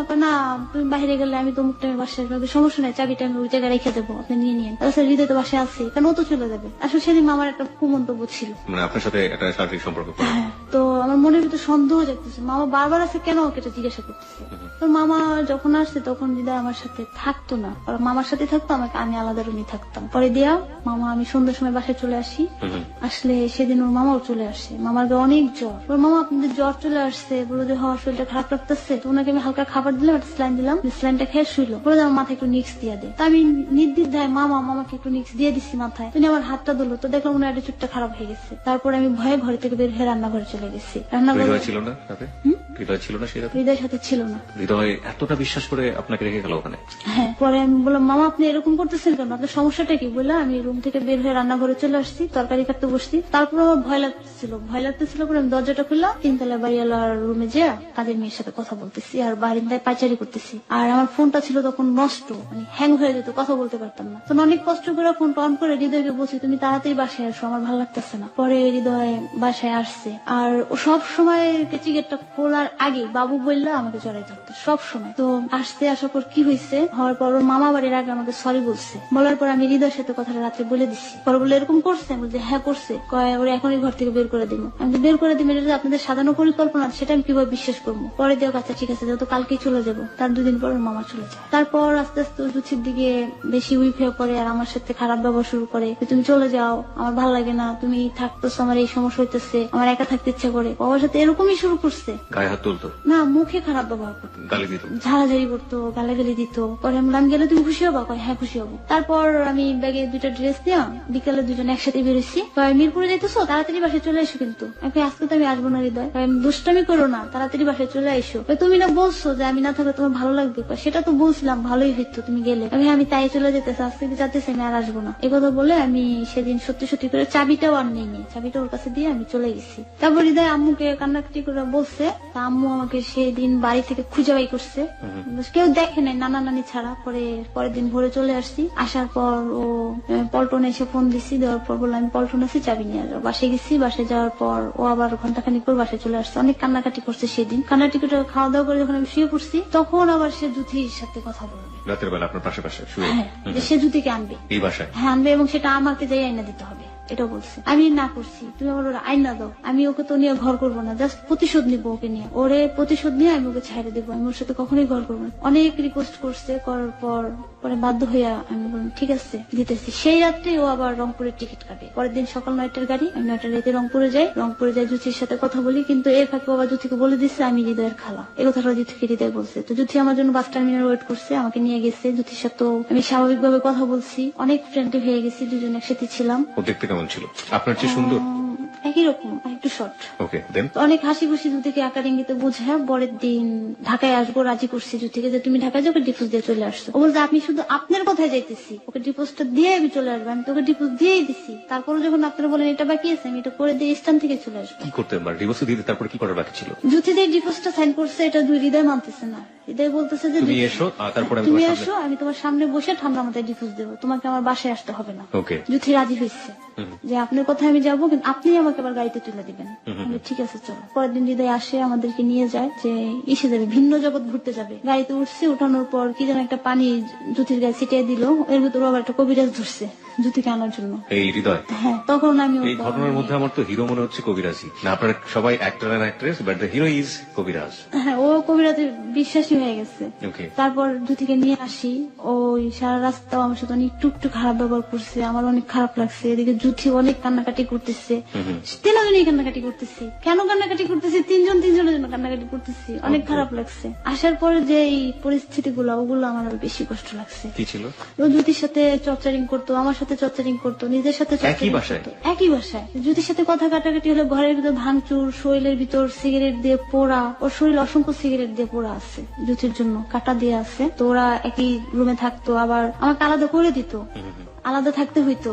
আর আলাদা থাকলেও সমস্যা, ওদের সাথে থাকলেও সমস্যা, যদি আমার সাথে কথা বললেও সমস্যা, আমরা কথা না বললেও সমস্যা, ওর কাছে সবই সমস্যা। ও এরকম করতো। এবং ও কিছু থেকে বলে দিয়েছিল যে আপনি কি এখন পরবর্তীতে আসল সম্পর্কটা ও শুধু এটুকু বলছো আমার খালা, আর এছাড়া কিছু বলেন? জুথিকে আমার যদিও সাথে- এটাই বিশ্বাস করেছে। জুথিও এটাই বিশ্বাস করছে। আমাদের দুজনকে একটু কথা বলার সুযোগ দিত না, কখনোই বাসা থেকে বের হইতো না, সবসময় বাসায় থাকতো। এবং যদি কদিন ছিল আপনার ওখানে? তখন 7 দিন ছিল। এই 7 দিন আপনিও ছিলেন ওর বাসাতে? হ্যাঁ, আমি এর ভিতরে ও যুদিকে নিয়ে থাকতো, আপনি পাশের রুমে থাকতেন? হ্যাঁ, My আবার God. একসাথেও ছিলাম 7 দিনের ভিতর 3 দিন একসাথেও ছিলাম তিনজন। এই সময়টাতে ওর সাথে ফিজিক্যাল রিলেশন হয়েছে যুদির সাথে?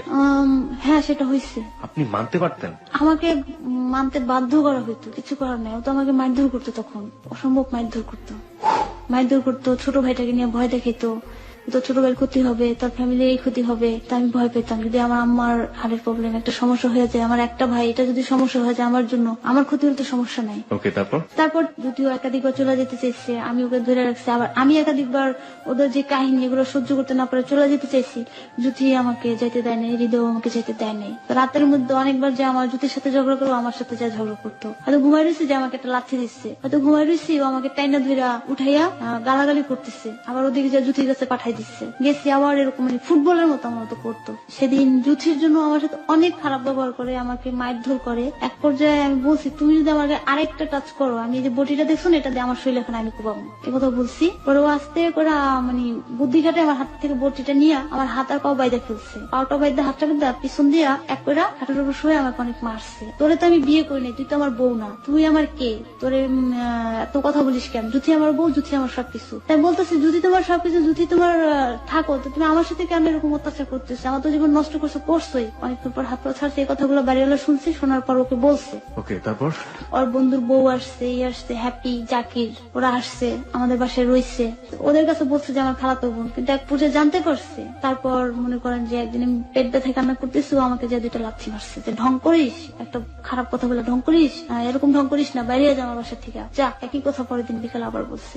তখন আমি বলছি ঠিক আছে, তুমি এক কাজ করো, আমার মাকে বলো তোমাকে ডিভোর্স দিয়ে দিছো, আমার সাথে তুমি থাকবে না, তাহলে আমি আমার বাসাতে উঠতে পারবো। তাহলে আমি যাবো কোথায়? তোর যদি মনে হয় তুই যাবো বল, আমি বলতে পারবো না, তুই আমার বাসা থেকে বেরিয়ে যা। তাহলে চুলায় ভাত দিয়ে পাশের ফ্যাক্সের দোকান থেকে যে আমার কাঁদতেছে, বলে মা আমাদের ডিভোর্স দিয়ে দিতেছে, আমি হৃদয়ের সাথে থাকবো না, আমি বাসায় চলে আসতেছি, তুমি আর হৃদয়কে কিছু বলো না। পরে লাস্টে পর্যায়ে জাকির হ্যাপি দেখলো এগুলা, জুথি ওরা এরকম করে। একদিন আমি সহ্য করতে না পাইরা নিজের শরীর নিজের চাইছিলাম যে পোড়াবো, কিছুক্ষণ কেচ্ছি, একটা বেলেট দিয়ে কেচ্ছি। পরে ওরা জুথিরা দেখলো যে অস্বাভাবিক অবস্থা। আমি পরে তোমার কি সমস্যা, তুমি এরকম কেন করো? আমি কি সমস্যা তুমি জানো না? তুমি আমার হাজবেন্ডের সাথে এরকম করতেছো, তুমি ওর কাছে আসবা না, আবার ওর সাথে তুমি এরকম করতেছো কেন? এগুলো বলে আমি চলে গেছি। তখন হা করে তাকাই রয়েছে জুথি আমার দিকে।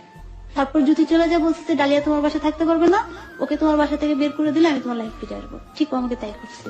বাসা থেকে চলে আসো। ওর এবাদুল মামা ওরা মিল্লা বুঝাই আমাকে বাসায় রেখে আসছে যে 2 মাস পরে আমি তোমাকে নিতে আসবো। 1 মাস পর সবাবরাত, তখন থেকে ও আমার সাথে মানে একেবারে অ্যাভয়েড করতেছে। তখন আমি আমাদের বাসায় চলে আসছি। রোপন, তারপর এবাদুল মামা, সোহেল ভাই, হৃদয়, ওরা কোরআন শরীফ নিয়ে শপথ টপথ কাইটা বলে যে আমাদের 4টা মানুষের জীবন বন্ধু তোমার হাতে, তোমরা যাও, আমরাই তোমাকে 2 মাস পরে নিয়ে আসবো। তারপর আমি মাইনা বাসায় গেলাম। যাওয়ার পর এখন আমার কাছে টাকা আছে, আমার কাছে টাকা নেই। পরে আবার বলে যে তুমি চাকরি করো, আবার চাকরি নিলাম। এখন আমার পরীক্ষাও চলে আসছে, পরীক্ষা দিব, আমি প্রস্তুত, তাহলে আমি এভাবে পরীক্ষাটা দিয়ে ফেলাই। পরে ও আমাকে পরীক্ষা দিতে দিল না, কিছু টাকাও দরকার ছিল, তো আমি কি করবো? পরে আমার একটা কানের দুল ছিল, ওইটাই করলাম কি ঘরে থেকে চুরি করে নিয়ে বিক্রি করে দিচ্ছি। ওই টাকাটা আমি আবার হৃদয়কে দিয়ে দিচ্ছি। পরে জানতে পারলাম যে এই টাকাটা দিয়ে ও নিজের খরচের জন্য না ও জুতি কি আনতে গেছে। আমার এই হাসিটা না মানে হাসি না, আসলে আমি বুঝতে পারছি না যে মানুষ কত লেভেল পর্যন্ত বোকামি করতে পারে। ওকে, হোয়াট এভার ইট ইজ। তার ভিতর আবার আমার ছোট বোনটাও আমার সাথে খারাপ ব্যবহার করে, শুধু মাও খারাপ ব্যবহার করে। পরে থাকি বোনের ব্যবহারে আবার আমি হৃদয়ের বাসায় আবার কাজ ছিল মাল্টিপারপাসের আসি। আসার পর সেদিন অনেক কথা বললো মামা ও আমি। তো বিকেলে খাওয়া দাওয়া করে আমি ঘুমিয়ে গেছি। তখন ও মামাকে বলতেছিল যে মামা দেখেন আমার বাবুটা কত সুন্দর করে শুয়ে রয়েছে, আমার বাবুটাকে আমি কষ্ট দিব না, আর বাবুটাকে আমি নিয়ে আসবো মামা দুদিন চলে গেলে। দেখেন মামা বাবুটা কিভাবে শুয়ে রয়েছে। পরে মামা চলে গেলাম পর ও আমার পাশে এসে আমার ডাকতেছে, বউ ও বউ তুমি ঘুমাইছো? কোলে মাথা রেখা দেখো যে আমি ঘামাইয়া গেছি, আমার ঘামটা মুছে দিল। তারপরে আবার ডাক দিচ্ছি যে উঠো, বাসায় যাবো না? পরে দেখেছি রাস্তার অবস্থা ভালো না, বাসায় আসতে পারবো না। তারপরে দিনে বাসায় চলে আসি। পরে 2 মাস তো চলে গেছে, 2 মাস পরে আরো আমার সাথে যোগাযোগ করে নাই, কারণ তখন জুথি ওর জীবনে ফিরে আসতেছে এবং ওর একটু অবস্থাও ভালো হইতেছে। এর ভিতরে আসছি, আসার পর আমাদের বাসায় যাবে, আমার ফোন অফ ছিল। পরে বাসায় আসি, ওর সাথে আবার সেদিন বাসায় আসি, সেদিন ছিলাম। তারপরের দিন আবার সন্ধ্যায় বাসায় যাই, আমাকে রেখে আসতে যায়। তখন আমার অনেক খারাপ লাগতেছিল যে ও চলে যেতেছে। আমি অনেক কান্না করতেছি, যদি তুমি আজকে যাও না, আমার জন্য কেন ভয় করতেছে কোথাও কোনো একটা অ্যাক্সিডেন্ট হবে। অনেক কান্না করতেছি, ও আমার কথা শুনেই না। পরে বললো যে বাবু তুমি কান্না করো না, বাবু না ভালো, তুমি থাকো, আমি কালকে সকালে তোমার জন্য দেখবা চকলেট আর একটা বড় বাবু নিয়ে আসতেছি, যাও। আমি আরো কান্না করতেছি, তুমি আমাকে নিয়ে যাও, আমি এখানে থাকবো না, হৃদয় আমাকে নিয়ে যাও, বাবু না লক্ষ্মী, যাও, তোমার বাসায় যে বাবুটা আছে ওরকম একটা বাবু আর চকলেট এনে দেবো, কালকে সকালে এসে তোমাকে নিয়ে যাবো। পরে ও চলে গেছে। তারপর থেকে সে যে গেছে, তারপর থেকে ওর সাথে আমার ব্রেকআপ, যে বাবু নিয়ে আসবে আর একটা চকলেট নিয়ে আসবে। তারপর থেকে আমার সাথে যোগাযোগ করেনি। তারপর বাসা থেকে আমাকে চাপ দেওয়ার পর ওই হ্যাপি আর জাকির ওরাও বিয়ে করছে লুকাইয়া, তো ওদের বাসা নিতে হবে, আমি হেল্প করছি বাসা নিয়ে দেওয়ার জন্য। আমরা ছিলাম 3 জনই একসাথে বাসা নিচ্ছি। বাসায় নেওয়ার পর একসাথেই থাকি। হ্যাপিরও চাকরি নেই, জাকিরেরও চাকরি নেই, তখন আমি গার্মেন্টসে চাকরি করি। হ্যাপি জাকির কি? হ্যাপি জাকির হৃদয়ের ফ্রেন্ড, জাকির হৃদয়ের ফ্রেন্ড আর হ্যাপি ওর বউ। তো ওদের সাথে আমাদের বাসা পাশে একটা বাসা নেই। পরে হৃদয়ের সাথে যদি কথা বলে, ওরা দুজনে মিললে আমার সাথে অনেক ঝগড়া করে। পরে আমি ওকে দুজনকেই বকা দিচ্ছি। এই জন্য বকা দিচ্ছি যে যদি আমার সাথে ভালো ব্যবহার করলো, আমি ওর সাথে কোনো খারাপ ব্যবহার করি না, ওকে আমি বকাও দিইনি, অথচ হৃদয়ের কাছে বলছে আমি ওকে বকা দিচ্ছি।